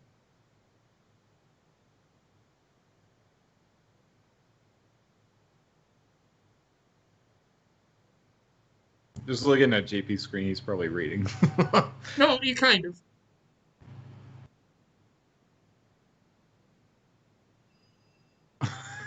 Well, how many games do we got left? Enough to know better. But I'm sorry. I just love it when people come in here and talk shit and think they know everything and know nothing. This was 15 minutes before we go live, and Yeah, and I knew 2 minutes before we started the show, and I'm so sick and tired of fucking people saying that AEW is the greatest thing ever. And I know you don't watch AEW Generation Y Productions. You're a smart man because there is nothing new about fucking wrestling. AEW has done everything. Chris Jericho, if you think Chris Jericho is still one of the greatest wrestlers of our time, not even fucking close. Maybe 10 years ago he was still really fucking good. Chris Jericho, maybe one of the top 50. I'll give you that. But as far as the only thing that makes Chris Jericho what he is promos. And everybody shits on WWE because all they do is promos. Well, then you should shit on Chris Jericho because all he does is promos and has a match once every great in a while. And the match isn't even that great. His finisher is a fucking back elbow that doesn't fucking hurt anybody. Get fucking out of here with the shit defending wrestling because wrestling is absolute fucking trash. All of it. About the only thing I watch anymore is New Japan. And that's it. I watched WWE Raw last night. Yeah, it was better than the Bears and the Vikings, but I'll tell you what. The show was garbage. It was trash. It did nothing. The only thing that they did right last night was putting the title back on Drew McIntyre. Because nobody wants to see Randy Orton wrestle Roman Reigns. Which in turn, why in the fuck did they take the title off of Drew McIntyre in the first place if they were just going to put it right back fucking on him? Which is what people complain about with WWE hot potatoing the fucking title. Well, guess what? WWE has been doing that for 40 years. Who cares?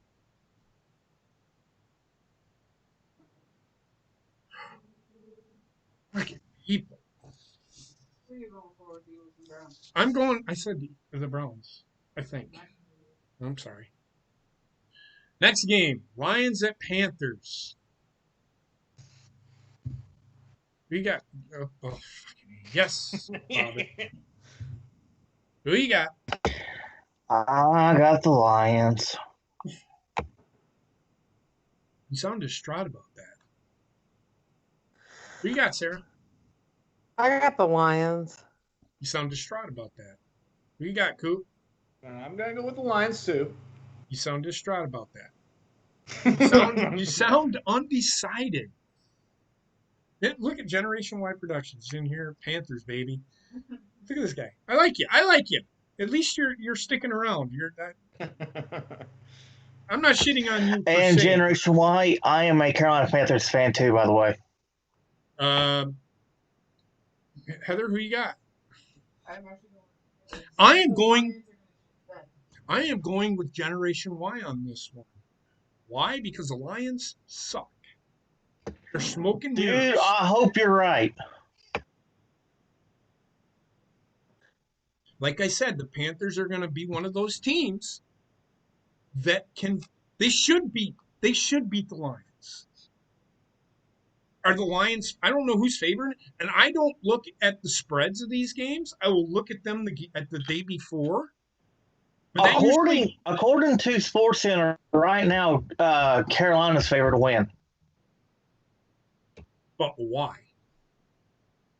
There has to be a reason why. When they make these picks, there's a reason why they're picking these certain teams. If it's like, what's the spread? If it's 1 or 2, that's because the Panthers are at home. But if it's like 3 or 4, there's something that the Panthers have a better roster. They have a better team. That's all I'm saying. I think Panthers are the better team. I don't think the Lions are as good as everybody thinks they are. Because they aren't very good. I'll change mine to the Panthers then. They are the 20th best team. Yes, the Panthers are 24.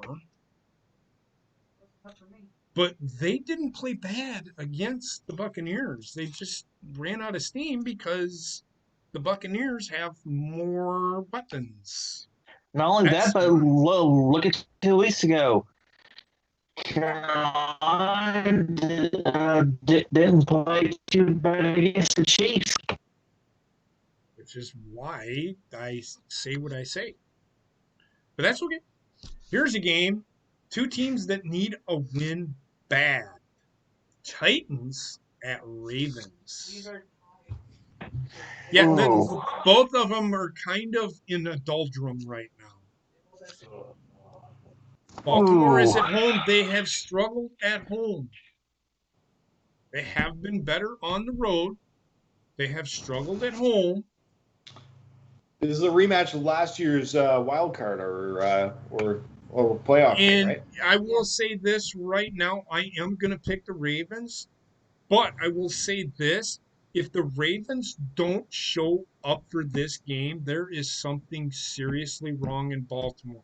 And it has nothing to do with the injuries. Because this is a team that you lost to in the divisional round of the playoffs when you were favored to get to the Super Bowl because you had an unstoppable offense.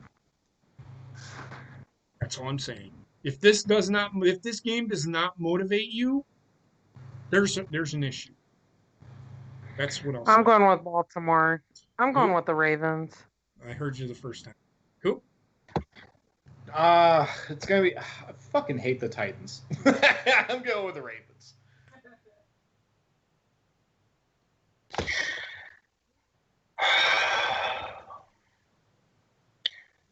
I'm gonna go Titans. Okay. Fair enough. Well, here's Just be the devil's avocado here. game of the week. Yep. Game of the week. Jets. Chargers. Jets at the Chargers. Oh, jeez. I heard that correctly then. You did. Okay, well, Chargers because Jets what? They're going for first overall pick, right? Sarah? Chargers. Heather?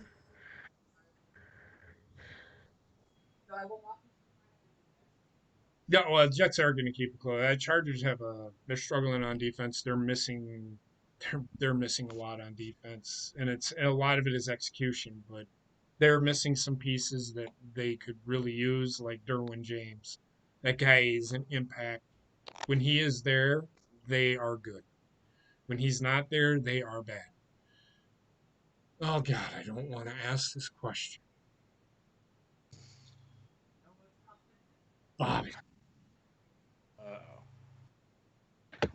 Who is this Bob motherfucker? It's DJ Skinny Penis. Well, What up, yo? You sound disinterested. Where's that energy I get from you every week, you indignant cunt? Well, you called me by the wrong name, motherfucker. Bobby ain't got no hype behind it. DJ Skinny Penis has got hype behind it, motherfucker. Yeah. Real talk? Yeah, motherfucker.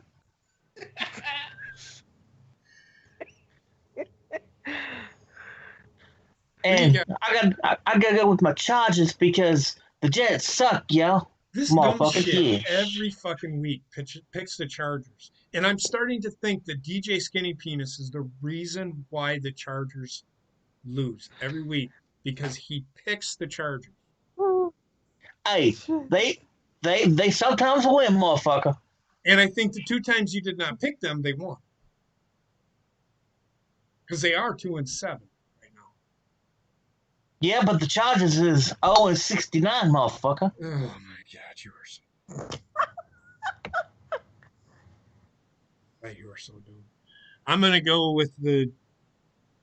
I don't want to go with this guy, but I'm gonna go with the Chargers. I'm gonna agree. The only reason I actually like the Chargers. They have I do like the Chargers. Um, I don't like their uniforms because they look powder blue. I don't like powder blue as a color. I think they look sharper in the darker blue. But that's just me. It makes that yellow pop. But Your face is powder blue, motherfucker.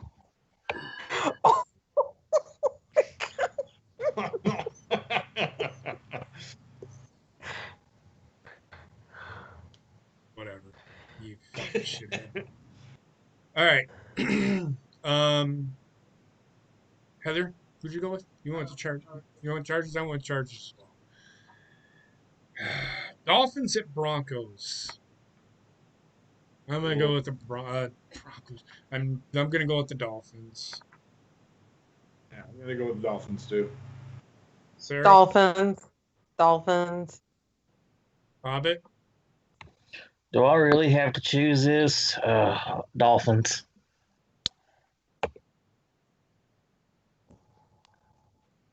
Okay, Heather.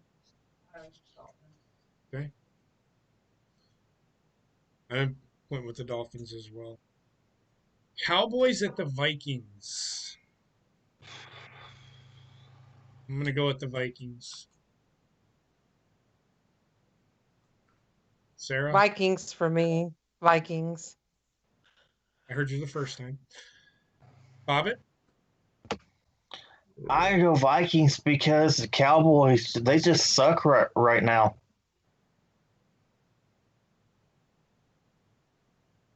What? I go Vikings because the Cowboys just suck right now. Okay. Coop, what about you? Gonna go with Minnesota. Dalvin Cook, one of the hottest running backs right now. He's probably gonna get at least a touchdown or two.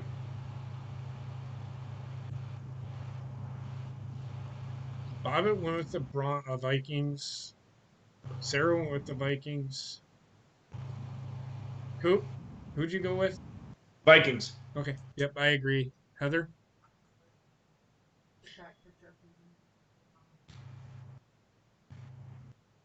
Maybe. You got a lot of catching up to do. Not a weekly prize, but you pretty much have to go undefeated the rest of the way because you're a little late in being here. It's always next. Well, there's always next week, and I'm talking to generation wide because he asked, "Do I win a prize?" I said, "You would if you would have been here from the beginning." But it is what it is. Next year we got prizes again. So We'll do this again next year with one prize if you hang around. And we do talk football. I don't even talk wrestling anymore. The only time I really talk wrestling, and I'm going to tell you right now, is when I do a show like pay-per-view. I used to do on a weekly basis. I did Raw and SmackDown, and it just got to be too much because it sucked. And I used to do AEW, and then I just said, fuck this shit. I do Wrestle Kingdom every year. We do Wrestle Kingdom every year. yeah, we should do some New Japan stuff. Well, it depends. That comes on too late at night for me. Yeah, I'm up at 1 o'clock in the morning watching that. No, don't watch AEW. I don't like AEW. I'm just saying. I don't care for it. You watch whatever the fuck you want. But don't come at me telling me I don't know what I'm talking about when I watched it and I don't care for it.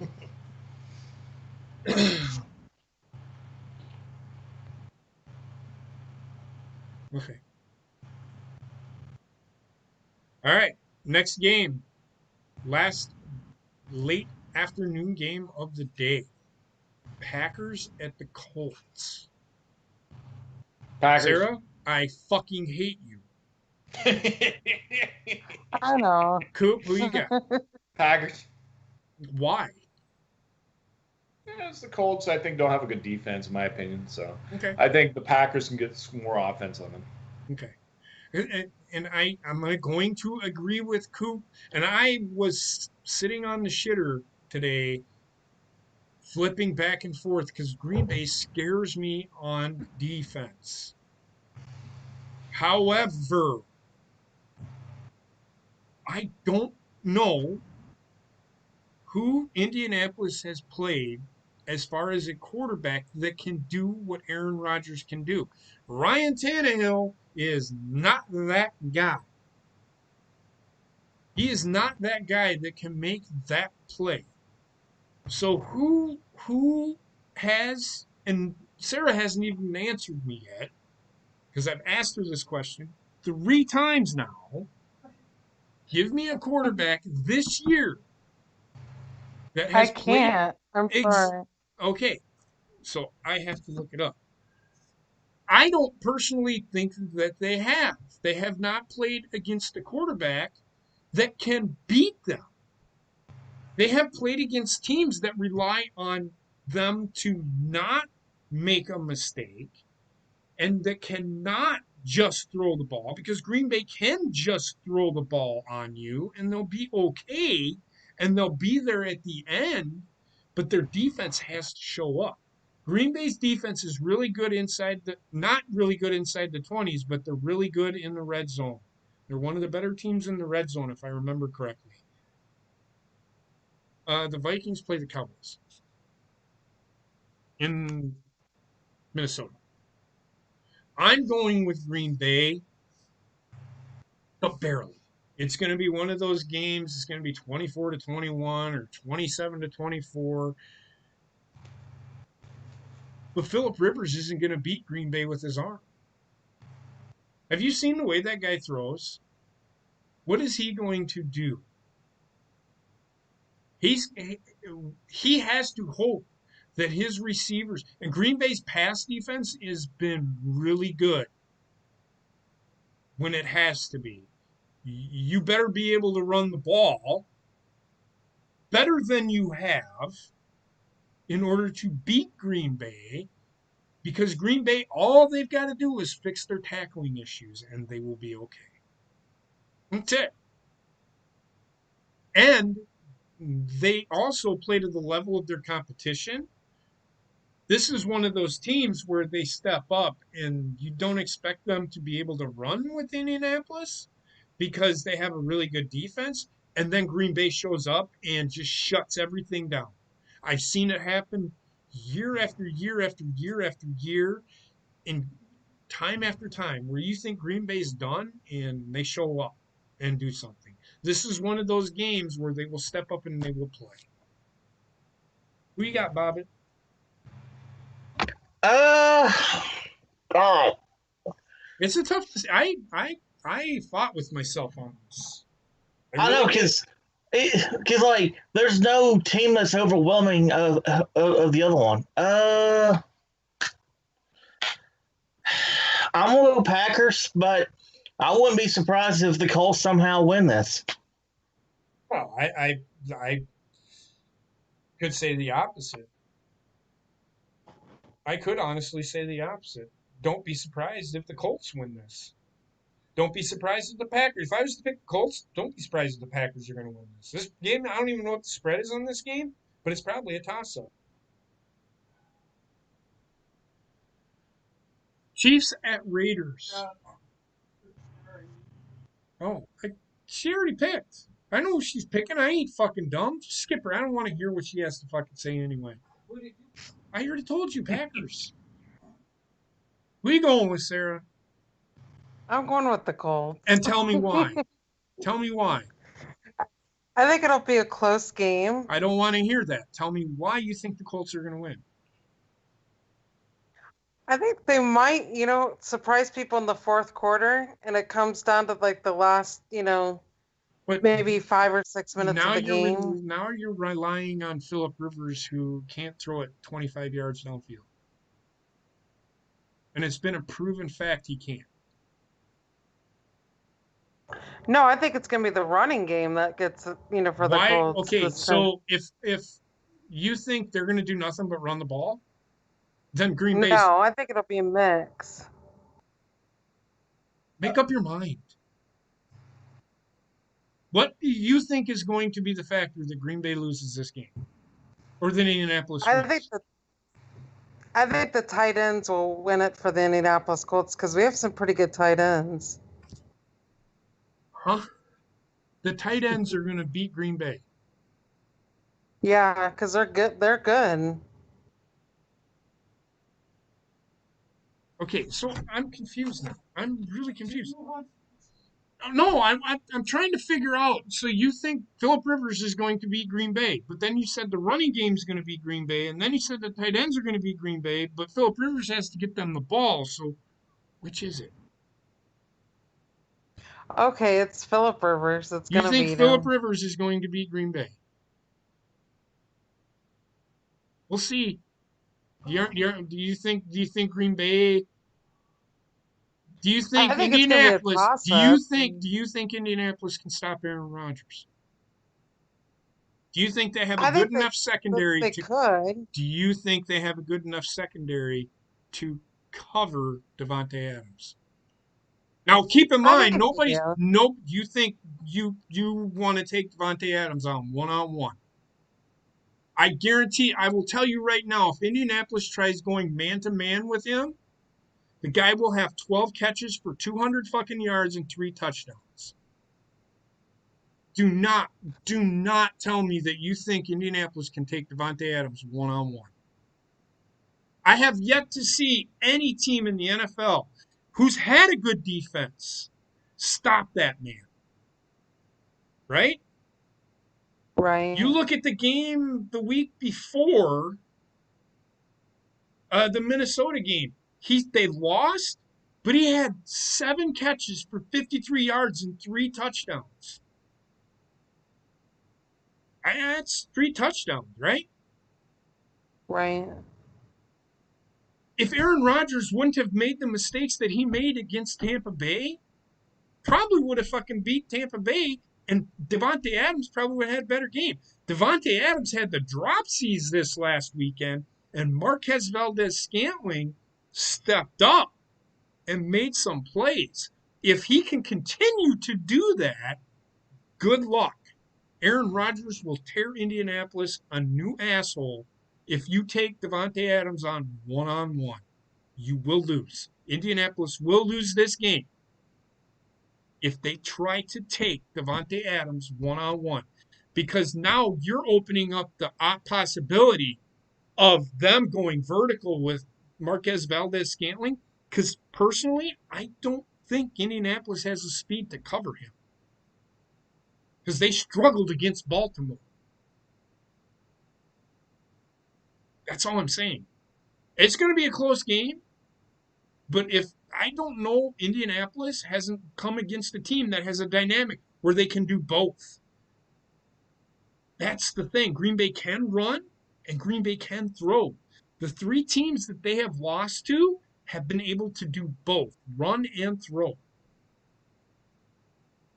That's the question that needs to be answered with Baltimore. They haven't done it this year. Not saying that it won't happen, but that's something that people have got to understand. That's why don't think Indianapolis's defense is as good as it is. Yeah, it looked pretty good fucking Sunday because let they Tennessee, and we talked about it at the top. Tennessee did one facet of the game and did okay at it. Indianapolis just took away the other. But if you try to take away one, Green Bay can beat you with the other. That's the issue that Indianapolis needs to hope that Green Bay has a bad day, either throwing or running the ball. That's all I'm saying. They better hope they play it like they did against Tampa Bay. That's essentially what needs to happen. I don't know if Indianapolis can do that because they haven't shown me that they are that kind of team that can stop both running and passing. If the team that they're playing has both, that's what I'm saying. So that being said, the next game, the Sunday night game, did I get everybody? Chiefs at Raiders. Oh, this is gonna make a good one. The Raiders beat the Chiefs in Kansas City Yeah. pretty handily, I might say. Dan Rex being a homer, like Sarah is with the Colts. Just saying. But By I the way, haven't won with the Colts the past 2 weeks. So you can't say that. Sarah, come on now. Who we got? I'm sorry. What was the teams again? I'm sorry. Jeez. But Chiefs at the Raiders. Oh, that's fine. Chiefs. I'm going Chiefs. Because the Raiders, they had a great game last time, but I think Chiefs are gonna, they need redemption in this game. So Yeah, Chiefs struggle against teams like this too. I'm gonna agree with Coop because I'm not gonna bet against the Chiefs. The Chiefs have been playing very well. Who you got, Sarah? I got the Chiefs. Bobbit? I'm going Raiders. Okay. I mean, I'm not gonna say the Raiders don't have a chance because they do. They won in Kansas City. If they play like they did last time, we'll see. Heather, who you got?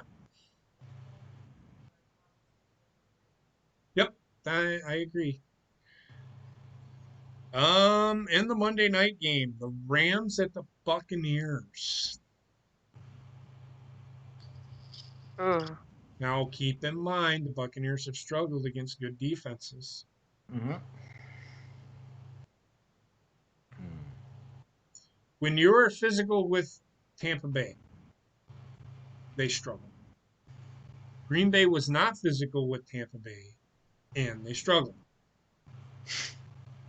But the week after that, they struggled, and I think they lost. Well, they played against New Orleans, and New Orleans was more physical, and they lost. So if you're physical with New Orleans or physical with Tampa Bay, they struggle. I'm gonna go with the Rams because they're physical. They have a very good defense. Is what's his name? Aaron Donald? I don't care what anybody says. I think he's the best defensive player in the game.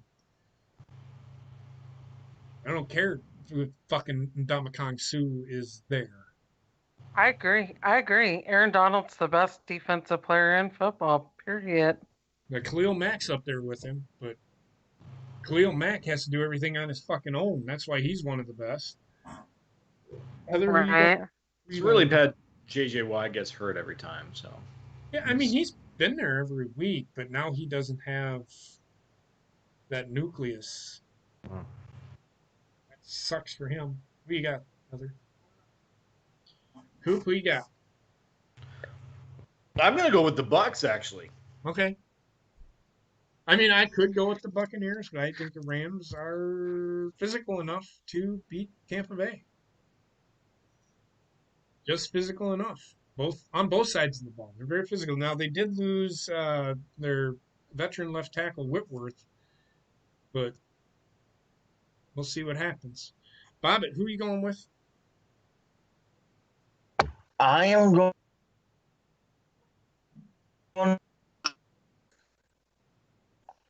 He doesn't even know who he's going with. Rams. He's going with the Rams. Okay. I'm Sarah? going with the Rams. Going with the I'm Rams? going with the Rams. Okay. I mean, you could go with either It's team. a toss-up, though. Yeah. Well, I'm pretty sure the Buccaneers are going to be favored. They'll be favored by fucking 7, of course. And they'll probably fucking lose by 14. But if they're not favored, then they'll have that chip on their shoulder that nobody respects them and whatever. I still don't buy into that shit. That's me. That's just me. So that's it. The teams on bye this week are the Niners, the Giants, the Bears, and the Bills. Those are the 4 teams on bye.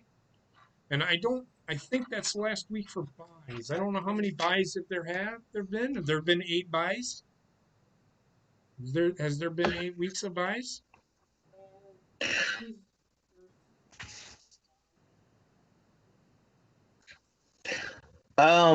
Carolina still hasn't had their bye yet. Okay, so next week is probably the last of the buys. It has to be because It's getting to week 11, right? So this is week 11. Next week is week 12. yeah. Okay, yeah. So week 12 usually they're up. So Anybody got any final thoughts? Yeah, I do. Don't play with your penis in traffic.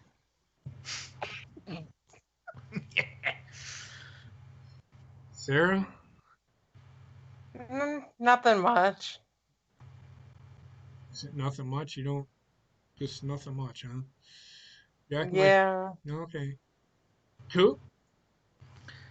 It's been quite a long show for me. It's gonna be probably a long night for me, but Just I go to bed. I don't regret anything I've said. Fuck Britt Baker. She's a terrible wrestler. She's a terrible promo person. And if people hate me for that, then fuck them. Truth hurts. That's all I can say. All I can say, truth hurts.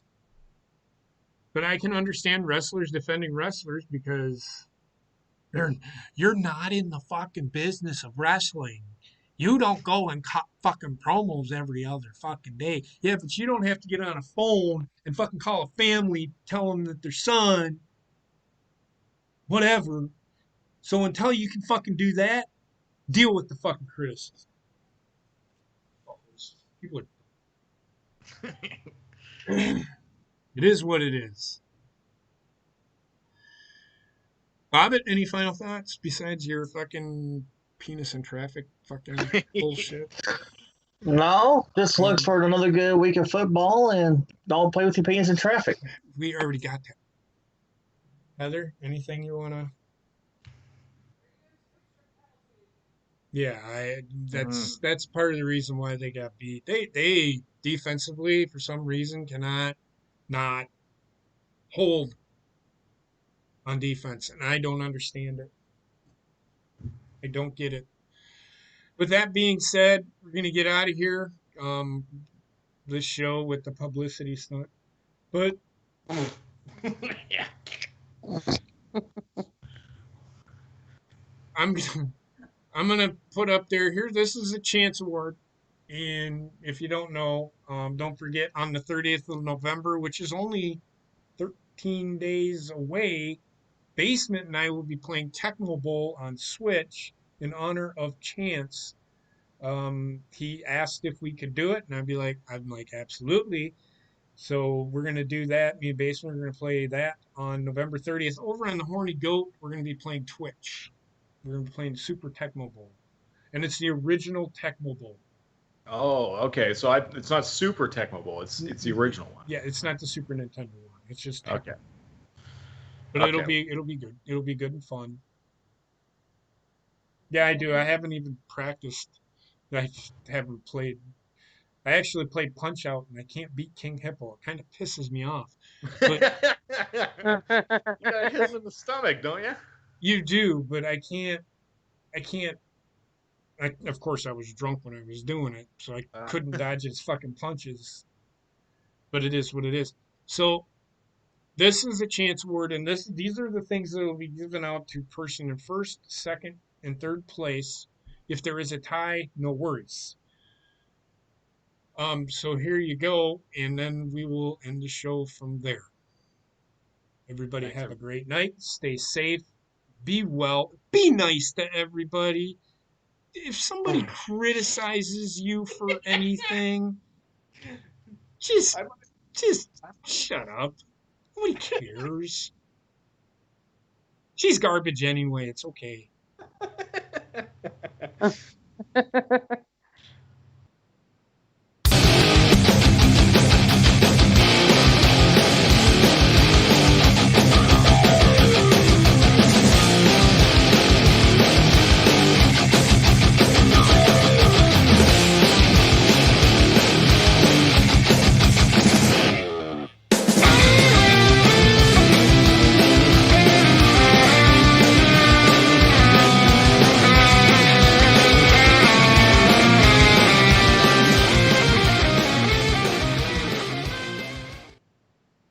But yeah, and all this is sponsored by Hey You Productions. I got one more thing to say.